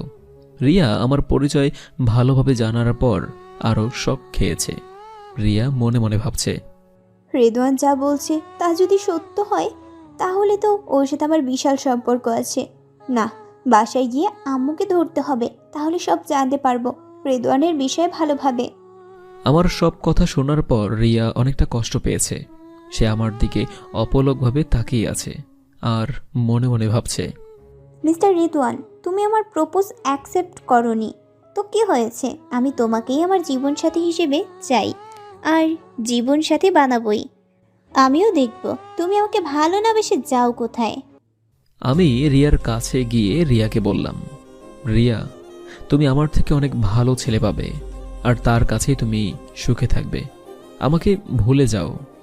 ওই একদম চুপ, আর একটা কথা বললে না ঠাস করে দুইটা বসিয়ে দেব। আমার ভালোবাসা কি এতটাই সস্তা যে তোমাকে ভুলে যাব? ভালো যখন তোমাকে বেসেছি তো আপন করেই নেবই। নয়, হ্যাঁ শোনো গো, আমিও চাই তুমি যে ওয়াদা করেছো তা পূর্ণ করো। তুমি এই ভয় পাচ্ছ তো যে যদি প্রেমে পড়ে লক্ষ্য থেকে সরে যাও? ঠিক আছে, আর আমি তোমাকে প্রপোজ করব না, কিন্তু শুধু তোমাকেই ভালোবাসবো। আর এদের সবার সামনে তোমাকে কথা দিতে হবে, যেদিন তুমি সাকসেস হবে সেই দিনই আমাকে তোমার বউ করে নিয়ে যাবে। রিয়ার কথা শুনে মনে শান্তি পেলাম। কথা দিলাম। আলহামদুলিল্লাহ, সব সমস্যার সমাধান হয়ে গেছে। এখন চল ভাই, খাওয়া শেষ করে বাসায় চলে যাই। রাত মোটামুটি হয়ে গেছে, কিছুক্ষণ পর লোকও পার্কের গেট বন্ধ হয়ে যাবে। চলো ডিনার শুরু করি। সবাই মিলে ডিনার কমপ্লিট করে বাসায় রওনা দিলাম। রিয়া আর মিমকে কিছু দূর এগিয়ে দিয়ে আসলাম। তারপর রাত প্রায় 10টার দিকে বাসায় চলে আসলাম। কলিং বেল বাজানোর পর সামিয়া এসে দরজা খুলে দিল। ড্রয়িং রুমে গিয়ে দেখলাম সবাই খাবার টেবিলে বসেছে। আমি রুমে গিয়ে ফ্রেশ হয়ে নিচে আসলাম। সোফায় বসে টিভি দেখতে লাগলাম। তখন মামি বলল, কি হলো বাবা, টিভি দেখতে বসলে যে? খাবা কখন? খাবো না মামি, আমি খেয়ে এসেছি। কোথায় খেয়ে আসলে তুমি? মামা, আমার ভাবির আজ জন্মদিন ছিল, সেইখানেই গিয়েছে মনে হয়। ভাবি পেট ভরে খাইয়েছে। আমি তো সামিয়ার কথা শুনে থ হয়ে গেলাম। মামার সামনে হাঁটি ভাঙলো আমার এই বোনটা। বেশি কথা বলিস না, তুমি চুপচাপ খাও। তোমার আবার ভাবি আসলো কই থেকে মামুনি? বাবা তুমিও না, সামিয়া রেদওয়ান ভাইয়ের বউর কথা বলছে। হয়ে গেল, যেটার ভয় মনে মনে পাচ্ছিলাম সেটাই হলো। কি লজ্জা, কি লজ্জা। হ্যাঁ বলো কি, ভাগ্নে তো আমার বড় হয়ে গেছে। তোমরা সবাই চুপ করো তো, আমার ছেলেটা লজ্জায় লাল হয়ে গেছে, আর তোমরা সবাই বলেই যাচ্ছ। সবার সাথে কিছুক্ষণ গল্প করে ঘুমাতে চলে গেলাম। রাতে আজকে আর রিয়ার সাথে কথা হলো না। এদিকে পরদিন সকালে রিয়া ঘুম থেকে ওঠার পর ফ্রেশ হয়ে নাস্তা করতে চলে গেল ডাইনিং রুমে। আর রিয়ার বাবা মা আগে থেকেই বসে আছে। রিয়া নাস্তা করার পর ওর বাবা মাকে বলল, আব্বু আম্মু তোমাদের সাথে কিছু জানার আছে আমার। রিয়ার বাবা মা তো মেয়ের কথা শুনে একে অপরের মুখের দিকে তাকাচ্ছে। আজ হঠাৎ রিয়া তাদের কাছে কি জানতে চায়। আচ্ছা ঠিক আছে, বলো কি জানতে চাও? আমি আমার ছোট মামার সম্পর্কে জানতে চাই, তার পরিবার সম্পর্কে জানতে চাই। কি হয়েছে মামনি, আজ হঠাৎ তোমার ছোট মামার ব্যাপারে জানতে চাচ্ছ যে? দরকার আছে বাবা, তাই আগে সব শুনি তারপর বলবো। আচ্ছা শোনো তাহলে। এরপর রিয়ার আম্মু রিয়াকে সব বলল। সবকিছু শোনার পর এবার রিয়া ক্লিয়ার হলো, তার মামাতো ভাই হচ্ছে স্বয়ং রিয়ার ভালোবাসার মানুষটা। কিন্তু রিয়া যতবার ওদের বাসায় গিয়েছে রেদওয়ানকে দেখেনি, আর তাই চিনতে পারেনি। আচ্ছা আম্মু, ছোট মামার ছেলের ছবি আছে তোমার কাছে? হ্যাঁ। দেখাও তো। রিয়ার আম্মু রিয়াকে রেদওয়ানের ছবি দেখালো। তখন রিয়ার মুখে হাসি ফুটল। কি ব্যাপার, ছবিটা দেখে তোমার মুখে হাসি ফুটে উঠলো কেন? রিয়া তখন সব কিছু খুলে বলল রেদওয়ানকে সে কিভাবে চেনে এবং এই ছেলেটাকেই সে খুব ভালোবাসে। রিয়ার কথা শুনে রিয়ার আম্মু খুব খুশি হয়ে যান। রিয়ার বাবা মা তাদের মেয়ের ভালোবাসাকে মেনেও নেয়, কেননা একমাত্র রিয়ার আম্মু রেদওয়ানের বাবাকে সম্মান ও শ্রদ্ধা করতেন। সকালে ঘুম থেকে উঠে কলেজে গেলাম। আজকে রিয়া আসেনি কলেজে, আর এভাবেই দেখতে দেখতে আমার ইঞ্জিনিয়ারিংয়ের 7টা সেমিস্টার চলে গেল। ফাইনাল সেমিস্টারের পরীক্ষা সামনের মাস থেকে শুরু হবে। প্রতিটা সেমিস্টারের রেজাল্ট খুবই ভালো হয়েছে। ইনশাআল্লাহ লাস্ট সেমিস্টারেও ভালো করতে পারবো। পড়াশোনা, পার্ট টাইম চাকরি ভালোই চলতেছে। আর এদিকে রিয়া এখন আর প্রপোজ করে না, কিন্তু আমার সাথে যে আচার আচরণ করে আর যেভাবে কেয়ার করে মনে হয় যেন রিয়া আমার বউ। ওর কেয়ার আর শাসনগুলো আমার খুবই ভালো লাগে। আমিও রিয়াকে অনেক ভালোবেসে ফেলেছি। আজকে বিকেলে অফিসে চলে গেলাম। কাজ করার সময় ম্যানেজার স্যার আমার কাছে আসলো। রেদওয়ান, কাজ করছো? জি স্যার। একটা মেশিনের সমস্যা হয়ে গেছে। তুমি তো প্রায় ইঞ্জিনিয়ার হয়ে গেছো। মেশিনটা একটু দেখো তো কি সমস্যা হয়েছে। ওকে স্যার, চলুন। স্যারের সাথে গিয়ে মেশিনটা দেখতে লাগলাম কোথায় কি সমস্যা হয়েছে। কিছুক্ষণ মেশিনটা দেখার পর ওটার প্রবলেমটা সলভ করে দিলাম। বাহ, তুমি তো দ্রুতই মেশিন ঠিক করে ফেললে। সামান্য একটু প্রবলেম ছিল স্যার, তাই বেশি সময় লাগেনি। ওকে, আসো। ম্যানেজার স্যার সহ তার রুমে চলে গেলাম। আর স্যার আমাকে বলল, আচ্ছা, এভাবে পার্ট টাইম চাকরি আর কতদিন করবা? সামান্য বেতন দিয়ে কি আর চলে তোমার? স্যার এতে আমার প্রবলেম হয় না, ছোট পরিবার তাই সমস্যা হয় না, তবে পড়াশুনো শেষ করে ভালো কিছু করতে হবে। কি করবে ভাবছ? না হলে এই কোম্পানিতেই ইঞ্জিনিয়ারিং পদে যোগাযোগ করতে পারো। স্যার আমি একটা ছোট্ট কারখানা দিতে চাই, সেখান থেকে ধীরে ধীরে নিজেকে উচ্চতায় নিয়ে যেতে চাই। বাহ, খুব ভালো স্বপ্ন, কিন্তু অনেক টাকা লাগবে এতে। স্যার আপনি একটু হেল্প করলে ভালো হবে। কি হেল্প করব তোমায়? স্যার একটা ছোট্ট পুরাতন কারখানা কিনতে চাই। আপনার খোঁজে কি এরকম কোনো টেক্সটাইল কারখানা আছে কি? হ্যাঁ, পাশে একটা বন্ধ গার্মেন্টস ফ্যাক্টরি বন্ধ পড়ে আছে, কিন্তু টাকা তো অনেক লাগবে। কত টাকা লাগতে পারে স্যার? ওই গার্মেন্টস ফ্যাক্টরির মেশিনগুলো সব ড্যামেজ হয়ে গেছে, তারপরেও 1 কোটি টাকার মতো লাগতে পারে। স্যার আপনি কথা বলে দেখিয়েন, যদি কয়েক লক্ষ টাকা কম করা যায় তাহলে নিতে পারবো। আমার বন্ধুরাও টেক্সটাইল ইঞ্জিনিয়ার হয়ে বের হবে, সবাই মিলে ফ্যাক্টরিটা চালাতে পারবো। ওকে, আমি কথা বলে দেখব। তোমার সংকল্প, সহযোগিতা আর কাজ দেখেই আমার ভালো লেগেছে। চিন্তা করো না, আমি মালিকের সাথে কথা বলে জানাবো তোমায়। Thank you sir. স্যারের সাথে কথা শেষ করে বাকি কাজ শেষ করে রাতে বাসায় চলে আসলাম। রুমে গিয়ে ফ্রেশ হয়ে কিছুক্ষণ পড়াশোনা করে রাত 10টার দিকে খাবার খেতে নিচে আসলাম। সবাই মিলে খেতে বসেছি। তখনই আমি সবাইকে আমার প্ল্যানের কথাটা জানালাম। আম্মু, মামা, মামি, তোমাদের একটা কথা জানাতে চাই। কি কথা জানি না, রিয়া ভাবির কথা নাকি? দেখেছেন কি ফাজিল আমার বোনটা, আমি বলবো কোন কথা, হে বলছে কোন কথা। তুই চুপ করবি, সব সময় ফাজলামো। এই সামিয়া, চুপ করো তুমি। বলো ভাগনা, কি বলবে? আমি একটা পুরনো গার্মেন্টস ফ্যাক্টরি কিনতে চাচ্ছি, আর সেখান থেকেই বিজনেস শুরু করতে চাই। এটা তো ভালো কথা, কিন্তু পুরনো ফ্যাক্টরি কিনে কি লাভ হবে, এবং দামও অনেক পড়বে।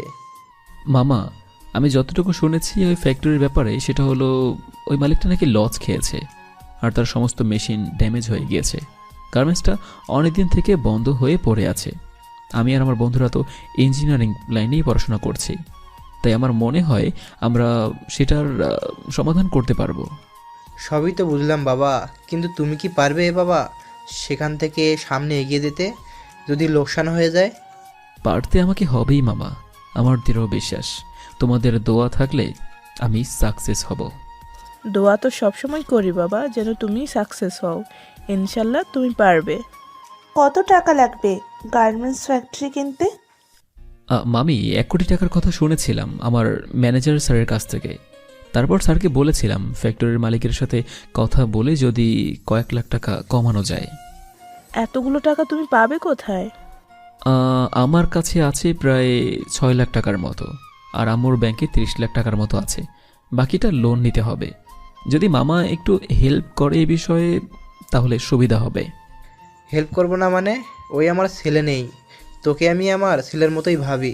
এটা কোনো কথা বললি তুই ভাগনা? বাবা, আমরা কি তোমার পর নাকি যে হেল্প করব না? অবশ্যই হেল্প করব। 35 লাখ টাকার মতো তো আছে, বাকিটা আমি ম্যানেজ করার চেষ্টা করব, দেখি কি করা যায়। হ্যাঁ, তাই করো। মামা মামির কথা শুনে তাদের প্রতি আমার শ্রদ্ধা সম্মান আরও বেড়ে গেল। আমার নিজ বংশের লোকেরা আমাদের সাথে বেইমানি করেছে, অথচ এনারা কত ভালো মানুষ। খাওয়া শেষ করে রুমে গিয়ে ফোনটা হাতে নিয়ে দেখি যে রিয়া 19 বার কল দিয়েছে। আমি তো একটু ভয় পেয়েই গেলাম। ফোনটা ধরেই এখন ব্যাক করব কিনা সেটাই ভাবছি। কপালে দুঃখ আছে, কিন্তু ফোন না করেও তো উপায় নেই, নয়তো কালকে কলেজে গেলে কেরানি খেতে হবে। অতঃপর আল্লাহর নাম নিয়ে রিয়ার নাম্বারে কল দিলাম। রিং হওয়ার সাথে সাথেই ফোনটা রিসিভ করলো আর ঝাড়ি মারা শুরু করলো।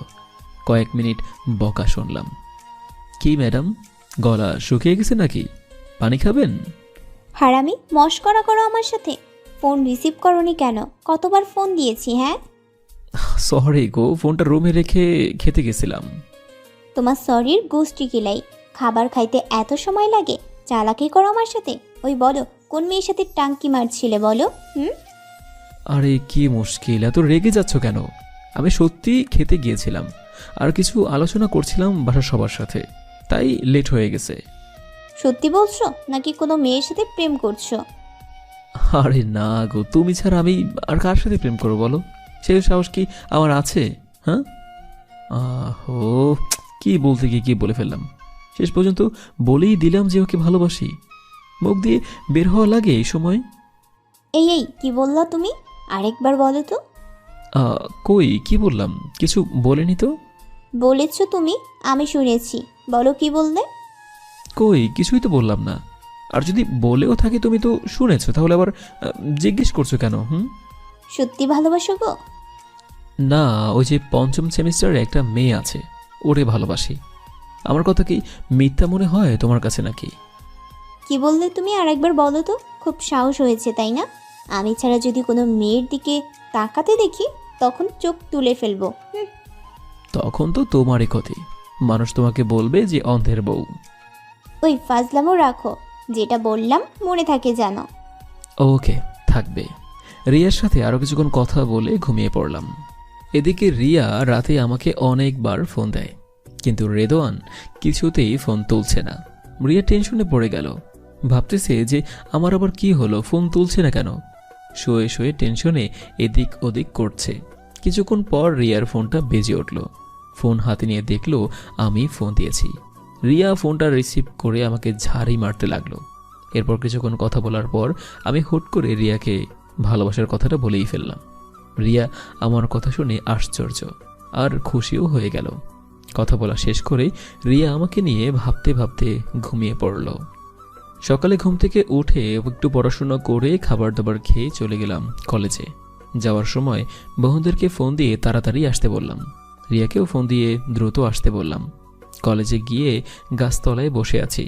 কয়েক মিনিট পর সবাই আসলো, আর রিয়া আমার সামনে এসে বলতে লাগলো, এই কি হয়েছে তোমার? এত তাড়াতাড়ি ডাকলে যে? কিছু হয়নি তো? বলো। আরে শান্ত হও, আমার কিছুই হয়নি, একটু দরকার ছিল তাই ডেকেছি। ওহ তাই বলো? আমি তোমার ফোন পাওয়ার পর থেকে টেনশনে শেষ। তো কি দরকার বল শুনি। আচ্ছা শোনো তাহলে। এরপর সবাইকে গার্মেন্টস ফ্যাক্টরিটার কথা শেয়ার করলাম। আমার পাশে তোরা থাকবি কিনা সেটা বল, নয়তো আমাকে একাই কাজ করতে হবে। দোস্ত, এটা কথা বলি তুই? আমরা তোর পাশে থাকবো না এটা ভাবলি কি করে? হ্যাঁ, সবাই তোর পাশে আছে। টাকা কোথায় পাবা এত? এরপর সবাইকে টাকা ম্যানেজ করার কথা বললাম। ওহ দেখো কি হয়, আমিও এ বিষয়ে তোমাকে হেল্প করতে চাই, প্লিজ না করো না। তুমি টাকা পাবে কোথায়? তুমি টেনশন করো না, টাকা ম্যানেজ হয়ে যাবে। আমি এত টাকা কোথায় পাবো সে চিন্তা তোমায় করতে হবে না জানেমান। সবাই মিলে আরও কিছুক্ষণ কথা বলে ক্লাস শেষ করে বাসায় চলে আসলাম। পরের দিন ম্যানেজার স্যার আমাকে সকাল সকাল ফোন দিয়ে ডাকলেন। পুরনো গার্মেন্টসটা দেখতে যাব আর মালিকের সাথেও দেখা করব। ম্যানেজার স্যারের সাথে দেখা করে একসাথে রিকশায় রওনা হলাম সেই গার্মেন্টসের দিকে। আর যাওয়ার পথে রাস্তায় আমি দুজন মানুষকে দেখে একদম টাসকি খেয়ে গেলাম। রিয়া আর একজন মহিলাকে একসাথে রিকশায় দেখলাম, যেই মহিলাকে আমি খুব ভালো করেই চিনি, কিন্তু রিয়া কেন তার সাথে, এটাই বেশি করে ভাবিয়ে তুলল আমাকে। তাহলে কি ওনার মেয়ে? হতেও পারে, কারণ আমি ওনার মেয়েকে কখনো দেখিনি। রিয়া ওনার মেয়ে হতেও পারে। না, আর ভাবতে পারছি না, বাসায় গিয়ে বিষয়টা ক্লিয়ার করতে হবে।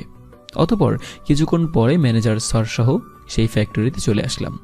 মালিকের সাথে দেখা করে তার গার্মেন্টস বন্ধ হওয়ার ব্যাপারে জানতে পারলাম। আর যেটা জানতে পারলাম সেটা আসলেই মেশিনারিজ সমস্যার কারণেই বন্ধ হয়ে গিয়েছে। 2-3 বছর থেকে বন্ধ থাকার ফলে এখন তিনি এটা বিক্রি করবেন। মোটামুটি অনেক লস খেয়েছেন তিনি। স্যার সহ টাকার কথা জিজ্ঞেস করলাম, কত টাকা হলে তিনি বিক্রি করবেন। আপনি কত টাকা হলে বিক্রি করবেন? সর্বনিম্ন দামটা বলেন, তারপর আমরা বলছি। আমার একটা জিনিস পছন্দ হয়েছে, যে এই ছেলেটা সাহস করে এই গার্মেন্টসটা কিনতে চাইছে আর এখান থেকে সে সফলতা অর্জন করতে চাইছে। এটা আমার কাছে অনেক ভালো লেগেছে। তো যাই হোক, এর আগে আমি আপনাকে 1 কোটি টাকার কথা বলেছিলাম, আজকে ফাইনাল দামটা বলি। যদি আপনারা আমার এই ফ্যাক্টরিটা কিনে নেন তাহলে আমি 90 লাখ টাকা নিব, এর নিচে আর হবে না। স্যার, এটা একটু বেশি হয়ে গেল স্যার। যেহেতু অনেক দিন থেকে ফ্যাক্টরিটা বন্ধ হয়ে আছে, আবার সমস্ত মেশিনগুলোর সমস্যা, এগুলো সব আবার নতুন করে আনতে হবে, সেখানেও অনেক টাকা লাগবে। আপনি আর কিছু টাকা ছাড় দেন। আমি আর স্যার মিলে মালিকের সাথে আরও কিছুক্ষণ কথা বলে শেষে 80 লক্ষ টাকা দাম চূড়ান্ত হলো। মালিক আমাদের খাবার খাওয়ালেন, আর মালিকের কাছ থেকে বিদায় নিয়ে দুপুরে বাসায় চলে আসলাম। বাসায় এসে আম্মু আর মামিকে সব বললাম। সামিয়া আর রুনা কলেজে চলে গিয়েছে। ফ্রেশ হয়ে একটু ঘুমানোর চিন্তা করলাম, যেহেতু কলেজে মিস হয়ে গিয়েছে, এখন আর কোনো কাজ নেই। রুমে গিয়ে একটু শুয়ে পড়তেই সকালের দেখা ঘটনাটা মনে পড়ে গেল। তাই আবারও নিচে গেলাম আম্মুর কাছে, আর নিচে গিয়ে দেখি আম্মু আর মামি বসে বসে টিভি দেখছে। আচ্ছা আম্মু, আমায় তুমি একটা কথা বলো তো। কি কথা বলতে হবে আমার ছেলেকে? কথাটা হলো এই যে, আমার ছোট ফুপিরা ঢাকায় কোথায় থাকে, আর তার একমাত্র মেয়েকে কি তুমি চেনো? কি হয়েছে রেদওয়ান, আজ তুমি এতদিন পর হঠাৎ এই কথা জিজ্ঞেস করছো কেন? দরকার আছে আম্মু, বলো। তোমার ছোট ফুপিরা মিরপুর 6-এ থাকে, আর তার মেয়ের নাম রিয়া, কিন্তু কেন? আম্মুর কথা শুনে এবার আমার কাছে বিষয়টা ক্লিয়ার হলো। তার মানে রিয়া আমার ছোট ফুপির মেয়ে। সকালে যেই মহিলার সাথে রিয়াকে দেখেছিলাম, তিনিই আমার ছোট ফুপি। রিয়াকে যেহেতু আমার জীবনের সবকিছু খুলে বলেছিলাম, সেহেতু রিয়া আমাকে নিশ্চয়ই চিনে ফেলেছে। কি হলো, তুমি চুপ করে কি ভাবতেছো এত? আম্মু, আমি ছোট ফুপিকে দেখেছি আজকে, আর রিয়াকেও আমি চিনি, কিন্তু জানতাম না যে ও ছোট ফুপির মেয়ে। কি বলছো তুমি? কোথায় দেখলা তাদের? আজকে সকালে আমি যখন গার্মেন্টস দেখতে গিয়েছিলাম তখন। তাহলে তো ভালোই হয়েছে, ঢাকায় এসে এতদিন পর আপনজনদের কারো দেখা পেয়েছিস। আপনজন কাকে বলছো মামি? সবকিছু কি ভুলে গিয়েছো? আমি কোনো কিছুই ভুলে যাইনি। দেখো বাবা, সবাই আমাদের ক্ষতি করেছে, আমাদের বিপক্ষে ছিল, কিন্তু শুধুমাত্র তোমার ছোট ফুপি ব্যতীত একমাত্র তিনিই আমাদের পাশে ছিলেন। তুমি কখনো তার সাথে খারাপ আচরণ করবে না। আরও কিছুক্ষণ কথা বলে আমি আমার রুমে চলে আসলাম। রুমে শুয়ে শুয়ে ভাবতে লাগলাম, আম্মু তো ঠিকই বলেছে, ছোট ফুপি আমাদের সাথে তো কোনো অন্যায় করেনি, তাহলে আমরা কেন তাদের সাথে মন খারাপ করে থাকব? না, আমি একটা দিন ফুপির সাথে গিয়ে দেখা করে আসব। আর ভাবতে ভাবতে ঘুমিয়ে পড়লাম। এভাবে আরও কয়েকদিন চলে গেল। আমার ফাইনাল এক্সামটাও সামনে এগিয়ে আসছে। রিয়ার সাথেও নিয়মিত কথা হয়, মাঝে মাঝে বেড়াতে যাই, কিন্তু রিয়াকে ওদের বাসায় যাওয়ার ব্যাপারটা কিছুই বলিনি, কারণ রিয়াকে সারপ্রাইজ দিব ওদের বাসায় গিয়ে। সকালে ঘুম থেকে উঠে বন্ধুদের সবাইকে একটু আগেই কলেজে আসতে বললাম। আমিও রেডি হয়ে কলেজে রওনা দিলাম। আর যাওয়ার সময় রিয়াকে ফোন দিলাম। কিছুক্ষণ রিং হওয়ার পর রিয়া ফোনটা রিসিভ করলো। হ্যালো রিয়া। আমি রিয়া নই, রিয়ার আম্মু। আমি কার কণ্ঠ শুনলাম? আমার ফুপি। আসসালামু আলাইকুম আন্টি, কেমন আছেন? ওয়ালাইকুম আসসালাম, ভালো আছি। তুমি কেমন আছো বাবা? জি ভালো। তোমার গলার আওয়াজ এরকম লাগছে কেন, কি হয়েছে? কিছু না আন্টি। রিয়া কোথায়? ওহ, রেডি হচ্ছে। আন্টি, রিয়াকে আজকে একটু তাড়াতাড়ি কলেজে আসতে বলবেন। ওকে। ফোনটা কেটে দিলাম। কিছুক্ষণ পর কলেজে চলে আসলাম। এদিকে রিয়ার আম্মু রিয়ার ফোনে রেদওয়ানের সাথে কথা বলার সময় একটু অন্যমনস্ক হচ্ছিলেন। তার কেন যেন মনে হতে লাগলো যে ছেলেটার সাথে তিনি কথা বললেন, তার কণ্ঠটা খুব চেনা চেনা লাগছে তার। কেন যেন তার মনে হচ্ছে ছেলেটা তার আপন কেউ। রিয়া খাবার খেয়ে উপরে এসে দেখে ওর আম্মু কি নিয়ে যেন ভাবতেছে, আর হাতে ওর ফোনটা। আম্মু, কি হয়েছে তোমার? আমার ফোন হাতে নিয়ে এভাবে চিন্তিত মুখে দাঁড়িয়ে কি ভাবছো? ভাবছি একটা কথা, আর তোমার ফোনে ফোন এসেছিল। কি কথা, আর কে ফোন করেছিল? রেদওয়ান ফোন করেছিল, আর ছেলেটার কথা শুনে আমার কেন যেন মনে হচ্ছে ও আমার আপন কেউ। আম্মু তোমাকে তো আমি ওর কথা বলেছিলাম, আমি যাকে ভালোবাসি ও তোমার আপন ছোট ভাইয়ের ছেলে। আম্মু, ও তোমার আপন জনই। কি এই সেই রেদোয়ান? হ্যাঁ আম্মু, তোমার হবু জামাই। তুমি একদিন ছেলেটাকে নিয়ে আসো বাসায়, আমি দেখবো ওকে। ওকে আম্মু, নিয়ে আসবো। তার রেদওয়ান তোমাকে কি বলল? তোমাকে তাড়াতাড়ি কলেজে যেতে বললো। ওহ, আমি যাই তাহলে আম্মু, বাই। রিয়া ওর আম্মুর সাথে কথা বলা শেষ করে কলেজে চলে গেল। কলেজে এসে গাছতলায় বসলাম। একটু পর সবাই চলে আসলো। সবাইকে গার্মেন্টস কেনার ব্যাপারে চূড়ান্ত সিদ্ধান্তের কথা আর দামের কথাটা জানিয়ে দিলাম। সবাই শুনে খুশি হলো।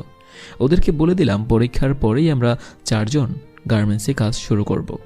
গার্মেন্টসে গিয়ে নতুনভাবে সব ঠিক করতে হবে, মেশিনগুলো সব দেখতে হবে আর ঠিক করতে হবে। কলেজে ক্লাস শেষ করে বাসায় চলে আসলাম। আর এভাবে দেখতে দেখতে আমাদের পরীক্ষাটা চলে আসলো। সবগুলো পরীক্ষা আলহামদুলিল্লাহ খুব ভালোই হয়েছে। রিয়া আর আমার বোনদের পরীক্ষাও খুব ভালো হয়েছে। পরীক্ষার পর রিয়াকে নিয়ে একদিন সারা দিন ঘুরলাম। মেয়েটা সত্যি আমাকে অনেক ভালোবাসে, আমিও রিয়াকে খুব ভালোবাসি। আজকে অফিসে গিয়ে ম্যানেজার স্যারের সাথে কথা বললাম। গিয়ে গার্মেন্টসের ব্যাপারে কথা বলা শেষ করে, পরীক্ষা যেহেতু শেষ, এখন কাজে লেগে পড়তে হবে। টাকা ম্যানেজ হয়ে গিয়েছে। মামা লোন নেয়ার ব্যবস্থা করেছে। প্রায় 50 লাখ টাকা ব্যাংক লোন নিয়েছি। আর রিয়া 20 লাখ টাকা দিয়েছে। ওর বাবা সরকারি অফিসার, তাই ব্যবস্থা করে রেখেছে মেয়ের জন্য। আর ম্যানেজার স্যারকে বলল যে আমি কালকে সমস্ত কাজ শেষ করে কোম্পানি লিখে কাগজপত্র নেওয়া হবে। আর স্যারের সাথে কথা বলা শেষ করে বাসায় চলে আসলাম। বাসায় এসে সন্ধ্যাবেলা আম্মু আর মামাকে সব বললাম। কাল সবাইকে যেতে হবে আমার সাথে। বোনদেরকেও ফোন করে বললাম। আর রাতের খাবার খেয়ে রিয়াকে ফোন দিয়ে 1 ঘন্টা কথা বললাম। রিয়াকে সকালে আসতে বললাম। সকালে ঘুম থেকে উঠে নামাজ পড়ে আল্লাহর কাছে দোয়া চাইলাম। বাবার জন্য দোয়া করলাম। আর সকাল 10টায় সবাই মিলে চলে গেলাম গার্মেন্টসে। কয়েক ঘন্টা যাওয়ার পর আমার জীবনের সেই কাঙ্ক্ষিত সময়টা আসলো। সমস্ত কাজ শেষ করে টাকা পেমেন্ট করে দিয়ে গার্মেন্টসটা কিনে নিলাম। মায়ের নামে কিনতে চেয়েছি, কিন্তু আম্মু সেটা মেনে নেননি, আমার নামেই করে দিলেন। সকল ঝামেলা শেষ করে গার্মেন্টসটা নিয়ে নিলাম। আজ থেকে এই গার্মেন্টসের মালিক আমি। গার্মেন্টসের নাম পরিবর্তন করে মায়ের নাম দিয়ে দিলাম Rohana garments and textile limited, ছদ্মনাম। দুপুরে সবাই মিলে বাইরে লাঞ্চ করে বাসায় চলে আসলাম। রিয়াকেও আমার সাথে আজকে বাসায় নিয়ে এসেছি। রিয়ার কাছে আমি চিরকৃতজ্ঞ থাকব। মেয়েটা আমার পাশে যেভাবে দাঁড়িয়েছে, আমার হেল্প করেছে, আজকাল আপন জনরাও তা করে না। অতঃপর বাসায় এসে কিছুক্ষণ গল্প করার পর আমার বন্ধুরা চলে গেল। আর রিয়া এখনও আছে। বাসায় সবাই খুব খুশি। 2 দিন পর থেকে শুরু হবে আমার জীবনের সেরা লড়াই, যে লড়াইয়ে আমাকে সাকসেস হতেই হবে। রিয়াকে আমার রুমে নিয়ে আসলাম। আর রুমে আসার সাথে সাথেই রিয়া আমাকে বিছানায় ফেলে দিল। আমি তো রিয়ার কাজ দেখে অবাক। রিয়া এসে জড়িয়ে ধরে আমার বুকে মাথা দিয়ে শুয়ে পড়ল। কি ব্যাপার? কি হয়েছে আজ তোমার? কিছু না, তুমি চুপ করে থাকো, আমাকে আমার কাজ করতে দাও। খুব ভালো লাগছে আজ, ভালোবাসার মানুষটার বুকে মাথা রেখে পরম শান্তি লাগছে। তাই নাকি? কিন্তু আমি তো ভাবছি অন্য কিছু। কি ভাবছো তুমি? ভাবছি একটা সুন্দরী পাত্রী দেখে তাড়াতাড়ি বিয়েটা করে ফেলবো। রিয়াকে একটু খেপানোর জন্য বললাম। কি বললে তুমি? পাত্রী দেখে বিয়ে করবে? তোমার সাহস তো কম নয়। আমাকে বুকে জড়িয়ে ধরে আছো, আবার আমার সামনে বলছো অন্য মেয়েকে খোঁজার কথা। আমি একটা খুব ভালো আর সুন্দরী মেয়েকে ভালোবাসি, তাকেই বিয়ে করব। কেন, আমি কি মরে গেছি? নাকি আমি দেখতে সুন্দর না বলে অন্য কাউকে খুঁজতে চাচ্ছ? ওই বলো। না, সেটা নয়। আসলে মেয়েটা আমাকে খুব ভালোবাসে, আমাকে না পেলে হয়তো মরেই যাবে। হ্যাঁ হ্যাঁ, যাও, তোমার ওই সুন্দরী মেয়ের কাছে যাও। তোমাকে না পেলে আবার মরে যাবে। ছাড়ো আমাকে, আমি বাসায় যাব। আচ্ছা যাও।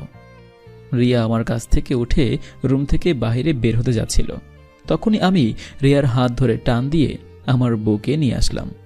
দেখতে পেলাম রিয়ার চোখে পানি। এই পাগলি, কান্না করতেছো কেন? আবার কেন টেনে নিয়ে আসলে?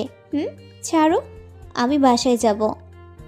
হবু বরের বুকে থাকতে বুঝি খুব কষ্ট লাগছে তোমার? কেন, তুমি নাকি অন্য মেয়ে খুঁজে বিয়ে করবা? তাহলে আমাকে বুকে নিয়ে আসলা কেন?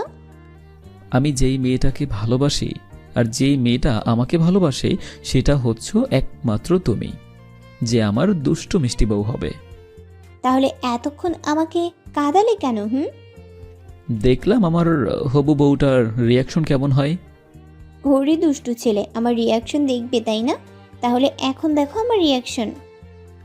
এই কথা বলেই রিয়া আমার নিরীহ ঠোঁট দুটোর উপর হামলা চালাতে লাগলো। আমিও রেসপন্স দিতে লাগলাম রিয়ার লিপ কিসে। দুজনে কতক্ষণ ছিলাম তা জানি না। একটা সময় রিয়া আমাকে ছেড়ে দিয়ে আমার বুকে মুখ লুকিয়ে হাঁফাতে লাগলো। দুজনার শুধু নিঃশ্বাসের শব্দটাই শোনা যাচ্ছিল। কিছুক্ষণ পর রিয়াকে বললাম, বউকে যদি রাগিয়ে দিয়ে এরকম শাস্তি বা রিয়াকশন পাওয়া যায় তাহলে তোমাকে প্রতিদিন রাগাবো। তাই না? খুব শখ। গো, এই শাস্তিটায় যে এত টেস্ট পাওয়া যায় সেটা জানতাম না গো। দুষ্টু কোথাকার, বিয়ের পর দেখবো কত টেস্টি খাইতে পারো। দুজন একাকি কিছুক্ষণ গল্প করলাম। আর কিছুক্ষণ পরে রিয়ার ফোনে একটা ফোন আসলো। রিয়ার আম্মু ফোন দিয়েছে, বাসায় যাওয়ার কথা বলছে। আর রিয়া বাসার সবার কাছ থেকে বিদায় নিল। তারপর আমি গিয়ে রিয়াকে ওর বাসার কাছাকাছি পৌঁছে দিয়ে আসলাম। রাতে খাবার খেয়ে শুয়ে ঠিক করলাম যে কালকে আমি রিয়াদের বাসায় যাব, আর কালকেই ছোট ফুপির সাথে দেখা করে আসব। ওরা আমাকে গার্মেন্টসটা কেনার ব্যাপারে বড় অবদান রেখেছে। এদিকে রিয়া আমাদের বাসা থেকে বিকেলে বাসায় ফিরে গেল। আর বাসায় এসে রিয়া ওর আম্মুর সাথে কিছুক্ষণ কথা বলল। রাতে খাওয়ার পর রিয়া বিছানায় শুয়ে আমার সাথে একাকী কাটানোর সময়টা নিয়ে ভাবতে লাগলো। খুব ভালো একটা সময় কেটেছে আজ আমার সাথে। রিয়া আমাকে অনেক ভালোবাসে। রোমান্টিক মুহূর্তটা রিয়ার সবচেয়ে বেশি ভালো লেগেছে। কিছুক্ষণ পর রিয়া আমাদের সাথে ফোনে কথা বলে ঘুমিয়ে পড়ল। পরের দিন সকালবেলা খেতে বসেছি। মামা অফিসে চলে গিয়েছে, এছাড়া সবাই আছে আর খাবার টেবিলে। তখন খাওয়ার সময় মামি বলল, রেদওয়ানের পছন্দ আছে, কি সুন্দর ফুলের মতো একটা বৌমা খুঁজে নিয়েছে। দেখতে হবে না ভাইয়াটা কার? তোর একার ভাইয়া নাকি? আমারও তো ভাইয়া। এই এত কথা না বলে খাও সবাই, আমি কোনো কথা বলছি না, চুপচাপ খেয়ে যাচ্ছি। বাবা, তোমার ফুপির সাথে একদিন দেখা করে আসো, তারা তোমাকে অনেক বড় হেল্প করেছে। পারলে তোমার ফুপিকে আসতে বলিও আমাদের বাসায়। আচ্ছা আম্মু, যাব। রিয়ার মতো একটা মেয়েকে তোমার লাইফে পেয়েছো, এটা পরম সৌভাগ্যের ব্যাপার। তোমার ছোট ফুপিরাও অনেক ভালো মানুষ। মামি। ভাইয়া, ভাবিকেও নিয়ে আসিও। রিয়া আবার তোর ভাবি হলো কবে? যেদিন থেকে তোমরা প্রেম করো সেই দিন থেকে। খাওয়া শেষ করে বাসা থেকে বের হলাম। বন্ধুদের ফোন করে ডেকে নিয়ে কিছু জিনিস কিনতে টাকা দিলাম। পরীক্ষা তো শেষ হয়েছে, এখন রেজাল্টের পালা। রেজাল্ট না হওয়া পর্যন্ত গার্মেন্টসের মেশিনগুলো সব ঠিক করতে হবে এবং নতুন রূপে গার্মেন্টসটাকে সাজাতে হবে। তাই বন্ধুদের টাকা দিয়ে আমি রিয়ার বাসার উদ্দেশ্যে রওনা হলাম। রিয়াকে বলে নেয় যে আমি আসতেছি ওদের বাসায়। কিছু সময় পর পৌঁছেও গেলাম। কলিং বেল বাজানোর পর দাঁড়িয়ে আছি গেটে। 1 মিনিট পর গেটটা খুলে গেল। সামনে তাকিয়ে দেখি রিয়া। এদিকে রিয়া আমাকে দেখে তো অবাক হয়ে তাকিয়ে আছে। একটু পরে দৌড়ে এসে আমাকে জড়িয়ে ধরল। জান, তুমি আমাদের বাসায়, আর এভাবে না জানিয়ে।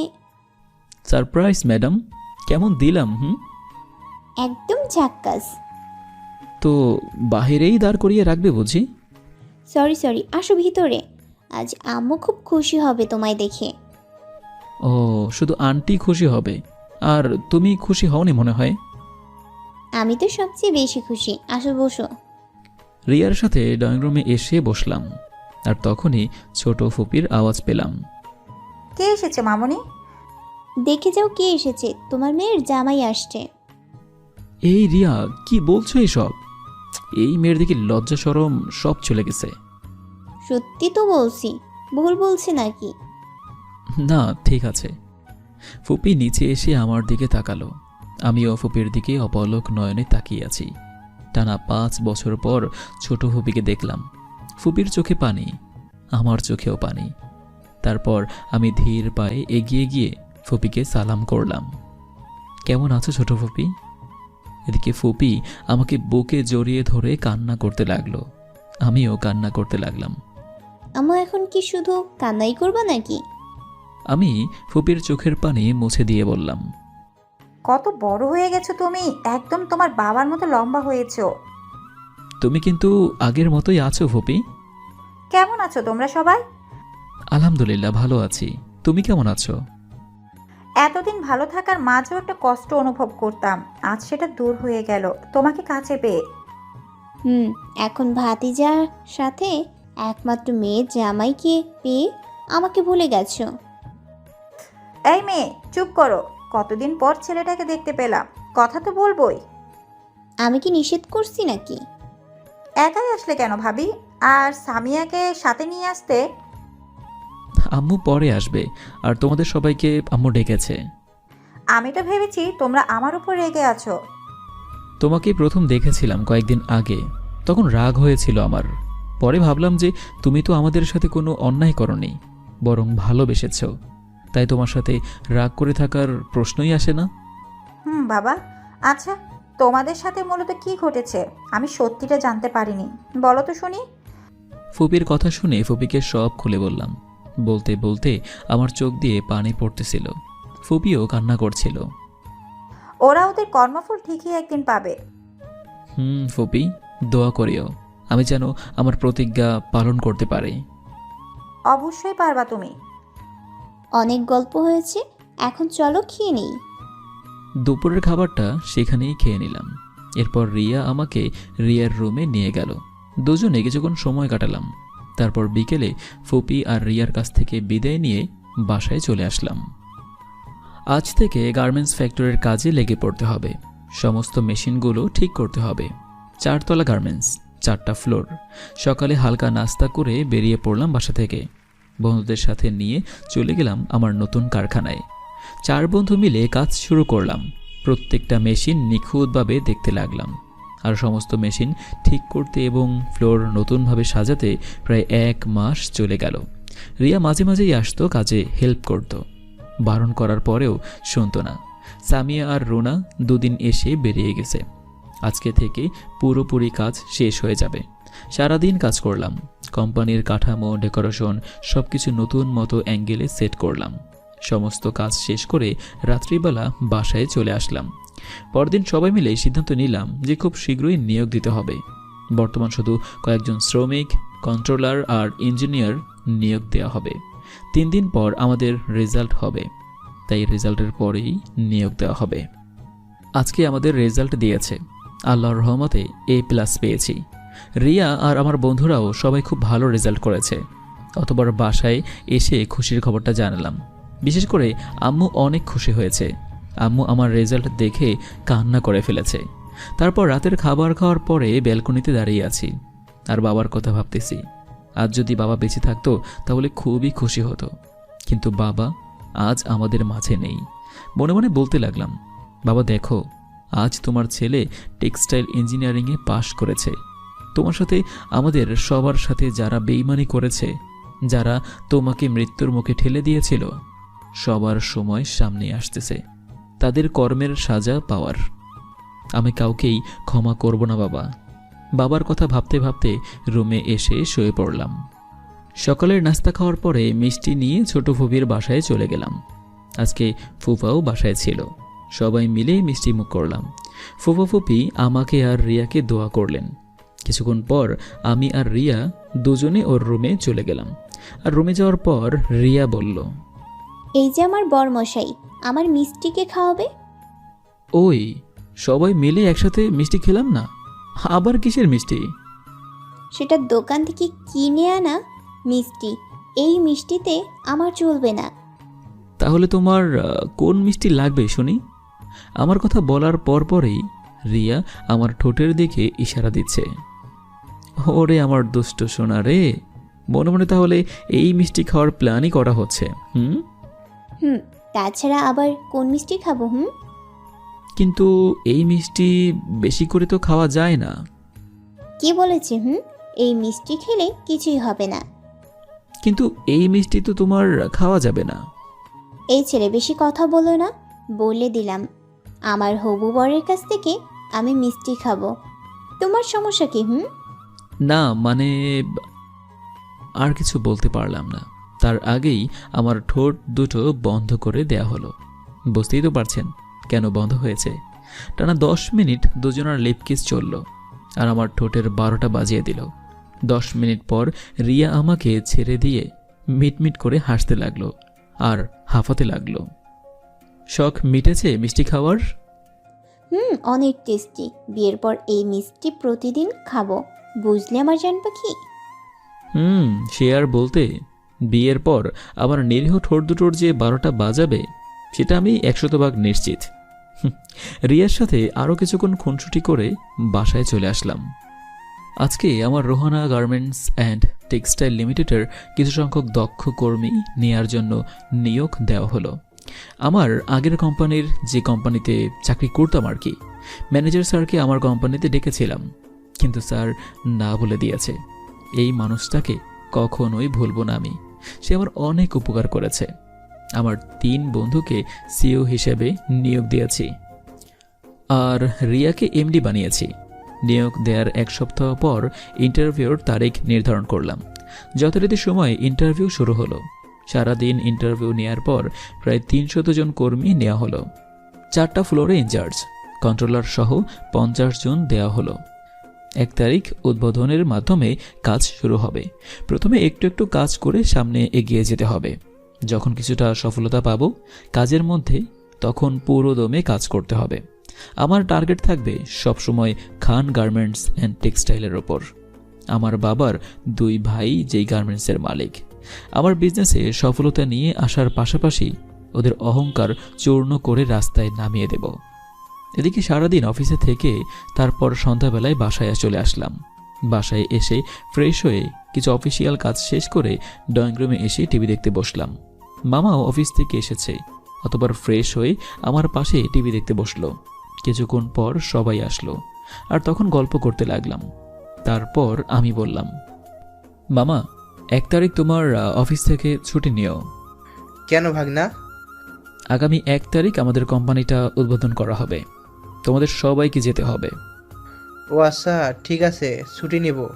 বাসার সবাই যাবে নাকি? হ্যাঁ, সবাইকেই যেতে হবে। আমরা গিয়ে কি করব? কি করবা মানে? তুমি গিয়ে বসে থাকবে, কিচ্ছু করতে হবে না তোমাকে। আচ্ছা, আমরা সবাই যাব। এখন খেতে আসো। রাতের বেলা খাবার খেয়ে রুমে গিয়ে রিয়াকে একটু ফোন দিয়ে কথা বললাম, আর কথা বলা শেষ করে ঘুমিয়ে পড়লাম। দেখতে দেখতে আমার কোম্পানিটা উদ্বোধন করা হয়ে গিয়েছে। উদ্বোধন অনুষ্ঠানে আমার শ্রমিকদের উদ্দেশ্যে অনেক কথাই বলেছিলাম। তারা সবাই আমার কথা মেনে নিয়ে প্রতিশ্রুতি দিয়েছে যে ওরা সবসময় টপে থেকে কাজ করবে। আর আজ থেকে পুরো দমে কোম্পানির কাজ শুরু হয়ে গিয়েছে। আমার বন্ধুরা সবসময় প্রত্যেকটা ফ্লোরে ভিজিট করে। রিয়া সবসময় আমার পাশেই থাকে। দুজনে মিলে সব কাজ দেখাশোনা করছি, অফিস মেনটেন করছি। আর এভাবেই আরও 1টা বছর চলে গেল। 1 বছরে কোম্পানিটা অনেক এগিয়ে নিয়ে গিয়েছি। প্রথম বছরে 10 কোটি টাকার মতো লাভ হয়েছে। সমস্ত বেতন পরিশোধ করার পর লাভের 10 কোটি টাকা থেকে প্রায় 50 লক্ষ টাকা শ্রমিকদের বেতন হিসেবে দিয়ে দিয়েছি। বর্তমান 600 জন শ্রমিক কাজ করছে। নতুন একটা ফ্ল্যাট বাসাও নিয়েছি, সেখানেই মামা মামি সহ পুরো পরিবার থাকি। রিয়া আর আমার ভালোবাসা সুন্দরভাবেই চলছে। এদিকে আম্মু এখন সব সময় শুধু বিয়ের কথা বলে, আর সামিয়া রিয়াকে পার্মানেন্টলি বাসায় নিয়ে আসার জন্য বায়না করে। আমি বলে দিয়েছি যে আর কয়েক মাস পরেই নিয়ে আসব। আজকে অফিসে এসে ইনচার্জ থেকে শুরু করে সব সিনিয়র অফিসারদের নিয়ে মিটিংয়ের আয়োজন করলাম। রিয়াকে বলিনি যে কিসের মিটিং। রিয়া আমাকে জিজ্ঞেস করেছে, বাট বলিনি। অতঃপর নির্দিষ্ট সময় মিটিং রুমে সবাই আসলো। সবাইকে মিটিংয়ে উপস্থিত হওয়ার জন্য অসংখ্য ধন্যবাদ। আজকে মিটিংটা খুবই গুরুত্বপূর্ণ, তো সবাই মনোযোগ সহকারে আমার কথাগুলো শুনবেন। তখন সবাই বলল, ইয়েস স্যার, বলুন। আমাদের কোম্পানির যাত্রা শুরু হয়েছে 1 বছর আগে। বর্তমানে আল্লাহর রহমতে আমরা দারুণ একটা জায়গায় পৌঁছে গিয়েছি। সামনে আমাদের প্রোডাকশন আরও বাড়াতে হবে, সেদিকে মনোযোগ দিবেন। আর সবচেয়ে গুরুত্বপূর্ণ একটা কথা, তা হলো এখন থেকে আমরা খান গার্মেন্টসের সাথে প্রতিযোগিতা করব। তাই তাদের প্রোডাকশনের দিকে আমাদের প্রোডাকশনটা উন্নত মানের হতে হবে। তাদের সমস্ত কন্ট্যাক্ট আমাদের পেতে হবে। এখন আমার একটাই লক্ষ্য, খান কোম্পানির পতন। আপনারা সবাই আমার জীবন কাহিনী সম্পর্কে অবগত আছেন, তাই আমি চাই আপনারা আমাদের সর্বোচ্চ দিয়ে আমার পাশে থাকুন। এখন বলেন, আপনারা আমার পাশে থাকবেন? ইয়েস স্যার, আমাদের অনেক সৌভাগ্য যে আমরা এই কোম্পানিতে চাকরি করছি এবং আপনার মতো মালিক পেয়েছি। আমরা সবাই আপনার পাশে আছি। অনেক খুশি হলাম আপনাদের কথা শুনে, এবং আমি কৃতজ্ঞ থাকবো আপনাদের সবার কাছে। মিরাজ বন্ধু, তোকে একটা কাজ করতে হবে। কি কাজ করতে হবে? তোকে ছদ্মবেশে খান কোম্পানিতে চাকরি করতে হবে এবং ওদের সকল কাজের তথ্য আমাকে দিতে হবে। ওকে, কবে যেতে হবে? আগামীকালকেই তুই চলে যাবি এবং কাজে লেগে পড়বি। কিন্তু হ্যাঁ, সাবধানে, কেউ যেন তোকে কোনো প্রকার সন্দেহ করতে না পারে। এটা নিয়ে কোনো চিন্তা করতে হবে না। ওকে, সো আজকের মতো মিটিং এখানেই শেষ। তারপর মিটিং শেষে সবাই চলে গেল, আর রিয়াকে আমি আমার রুমে ডাকলাম। রিয়া মন মরা হয়ে আমার রুমে আসলো। কি ব্যাপার, আমার জান পাখিটার এরকম মন খারাপ কেন? আমার উপর কি রাগ করেছ? না, আমি কেন রাগ করব? কার উপর রাগ করব? বুঝতে পেরেছি তো, আমার বউটা আমার উপর রাগ করেছে। মিটিংয়ের বিষয় বলিনি তাই রাগ করেছ। বৌঝই যখন, তখন বললে কি হতো? সরি সোনা, আসলে আমি চেয়েছিলাম সবাইকে একসাথে বলতে। বলা হয়েছে, এখন চুপ করে থাকো। এই যে কানে ধরলাম, আর এমন হবে না। আমার কানটা না ধরে রিয়ার কান ধরে বললাম। ফাজিল, তুমি তোমার কান না ধরে আমার কান ধরছো। এই তো আমার জান পাখির মুখে হাসি ফুটেছে, এখন খুব কিউট লাগছে। হইছে, এত পাম দিতে হবে না, এবারের মতো মাফ করলাম। থ্যাংক ইউ বলেই রিয়ার কপালে একটা কিস করলাম। আর এভাবেই কেটে গেল আরও কয়েকদিন। মিরাজ খান গার্মেন্টসে ছদ্মবেশে চাকরি নিয়েছে আজ থেকে 7 দিন আগে। 7 দিনে মোটামুটি সবার মন জয় করে নিয়েছে। 7 দিনে আমিও অনেকটা ইনফরমেশন পেয়েছি। খান গার্মেন্টস যে সমস্ত বিদেশি বাইরের সাথে কন্ট্যাক্ট করে প্রোডাকশন তৈরি করে রপ্তানি করে, আর আমি তাদের সাথে দেখা করলাম। তাদের কাছ থেকে জানতে পারলাম খান গার্মেন্টস বর্তমান প্রোডাকশনে কিছুটা সমস্যা তৈরি করে। বিদেশি বায়ারদের কাছ থেকে আমি কিছুটা কন্ট্যাক্ট নিয়ে নিলাম। তারা আমাকে প্রথমে 1 কোটি টাকার কাজ দিল খান গার্মেন্টসের কন্ট্যাক্ট থেকে কেটে নিয়ে। এখানে কাজ শেষ। অফিসে এসে অফিসারদের এবং আমার বন্ধুদের কাজটা বুঝিয়ে দিলাম। সেই মোতাবেক কাজ শুরু হয়ে গেল। এদিকে সরোয়ার খান মানে রেদওয়ানের মেজো বাবা অফিসে এসে তার পিএর কাছ থেকে জানতে পারলেন বিদেশি বায়ার তাদের কন্ট্যাক্ট থেকে এবার 1 কোটি টাকা কমিয়েছে। সরোয়ার খান পিএকে বললেন, কি বলছো কি তুমি? 1 কোটি টাকার প্রোডাকশন কন্ট্রাক্ট ক্যান্সেল হয়ে গেছে? ম্যানেজারকে ডাকো। এসব কি শুনছি ম্যানেজার? আপনি ঠিকই শুনেছেন স্যার। আমাদের কন্ট্রাক্ট কমিয়ে বাকি 1 কোটি টাকার কন্ট্রাক্ট কাকে দিয়েছে সেটা জানতে পেরেছেন কি? জি sir, Rehana garments and textiles নামের এক কোম্পানিকে কাজ দেওয়া হয়েছে। এই নামের কোম্পানির কথা তো আগে শুনিনি। একটা নতুন কোম্পানি স্যার। নতুন অবস্থায় তারা ভালো ফলাফল দেখানোর কারণে আমাদের অর্ডার থেকে 1 কোটি টাকার অর্ডার কেটে নিয়েছে রেহানা গার্মেন্টসকে দেওয়া হয়েছে।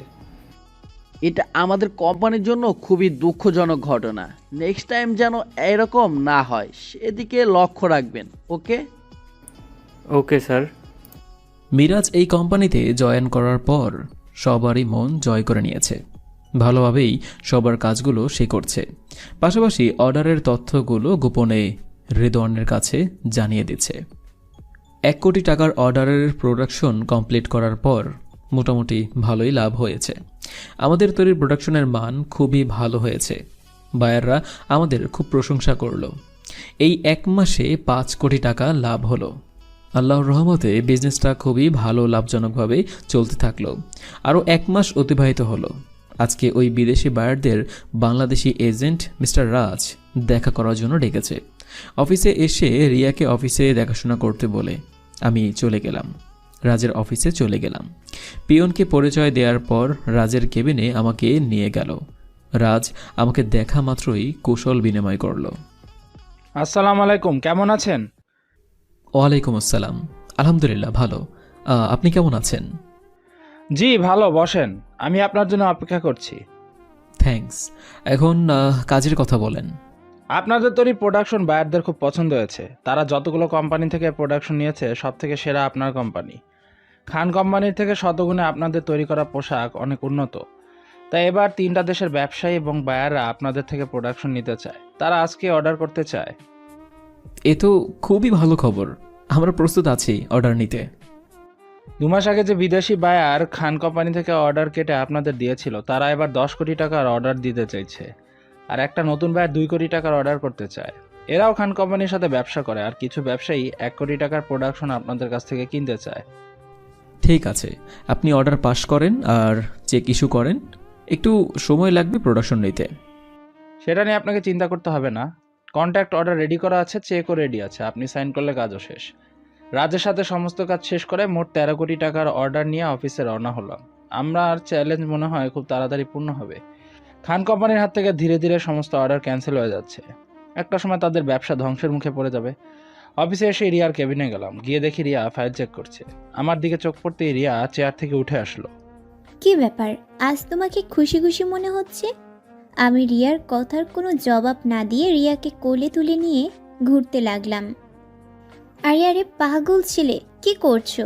পড়ে যাবো তো, নামাও আমাকে। কেন, তোমার বরের উপর ভরসা নেই নাকি? তোমার হবু বর তোমাকে নিয়ে পুরো ফ্লোর হাঁটতে পারবে, বুঝছো? হয়েছে জনাব, এখন নামাও। রিয়াকে নামিয়ে দিয়ে ওর কপালে একটা ভালোবাসার পরশ এঁকে দিলাম।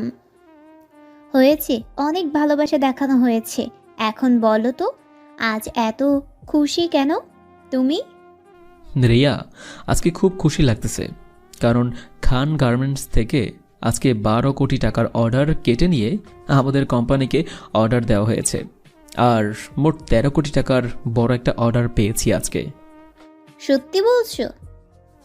হ্যাঁ রিয়া, আজকে মনে হচ্ছে আমি বিজনেসে কিছুটা সফল হয়েছি। এবার বাকিটা পূরণ করার পালা। আল্লাহর অশেষ রহমতে আমরা যদি সঠিকভাবে কাজ করতে পারি তাহলে লক্ষ্য পূরণ হবেই। ইনশাআল্লাহ সঠিকভাবেই কাজ হবে।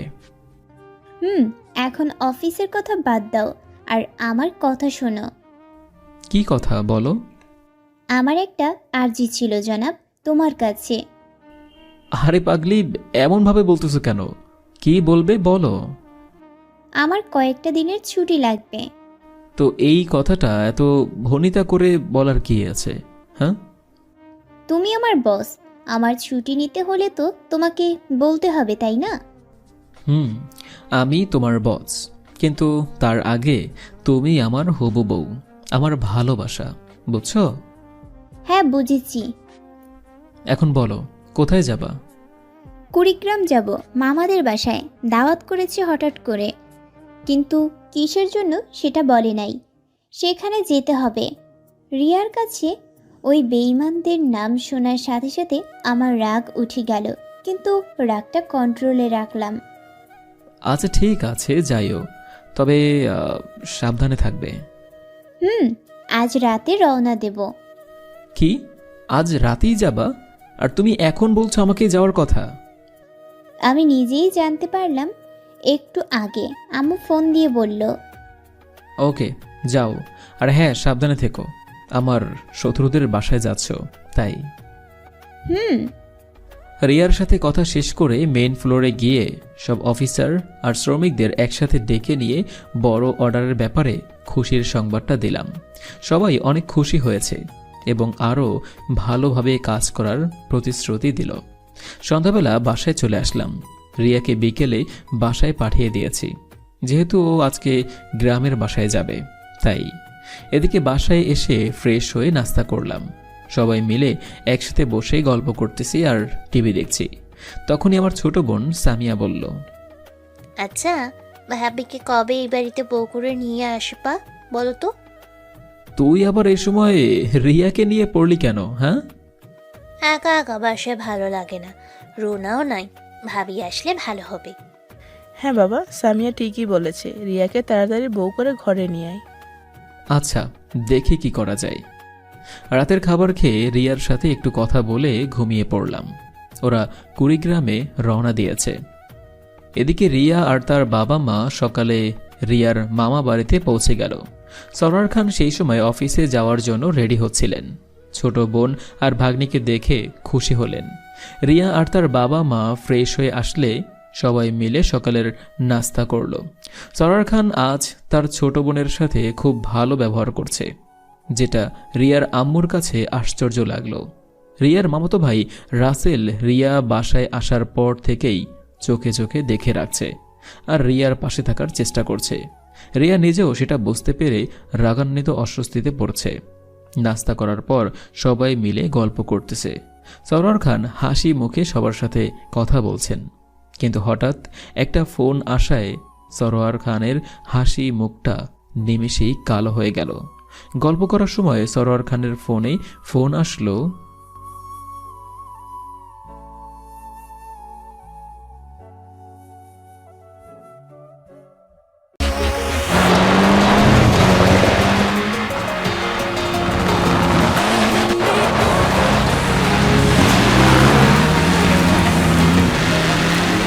Alright guys, this'll be easy. Just don't miss the checkpoints and let's go.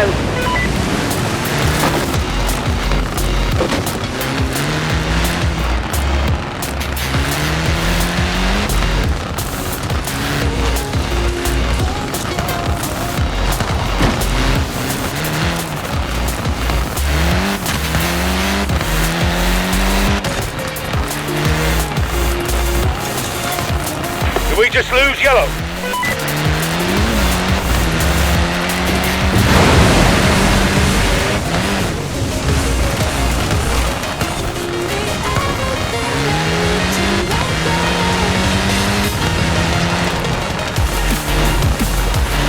Coming up on the quarry. Woohoo!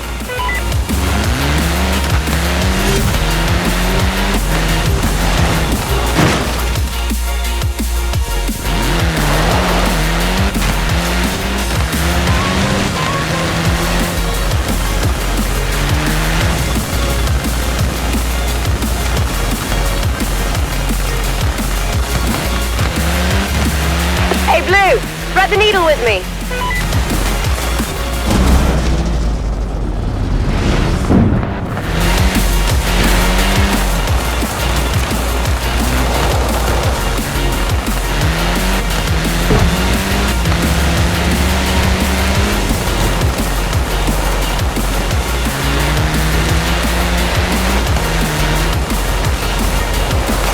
Red's down, red's down.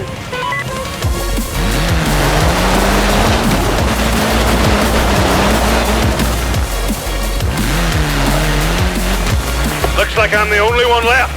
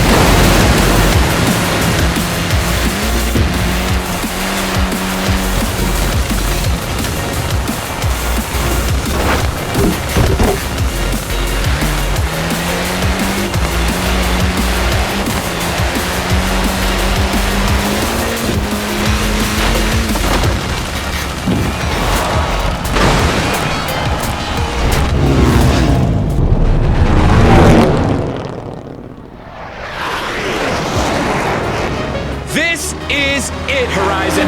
We are kicking off the summer season with the greatest race of all time. Point yourself in the direction of Horizon and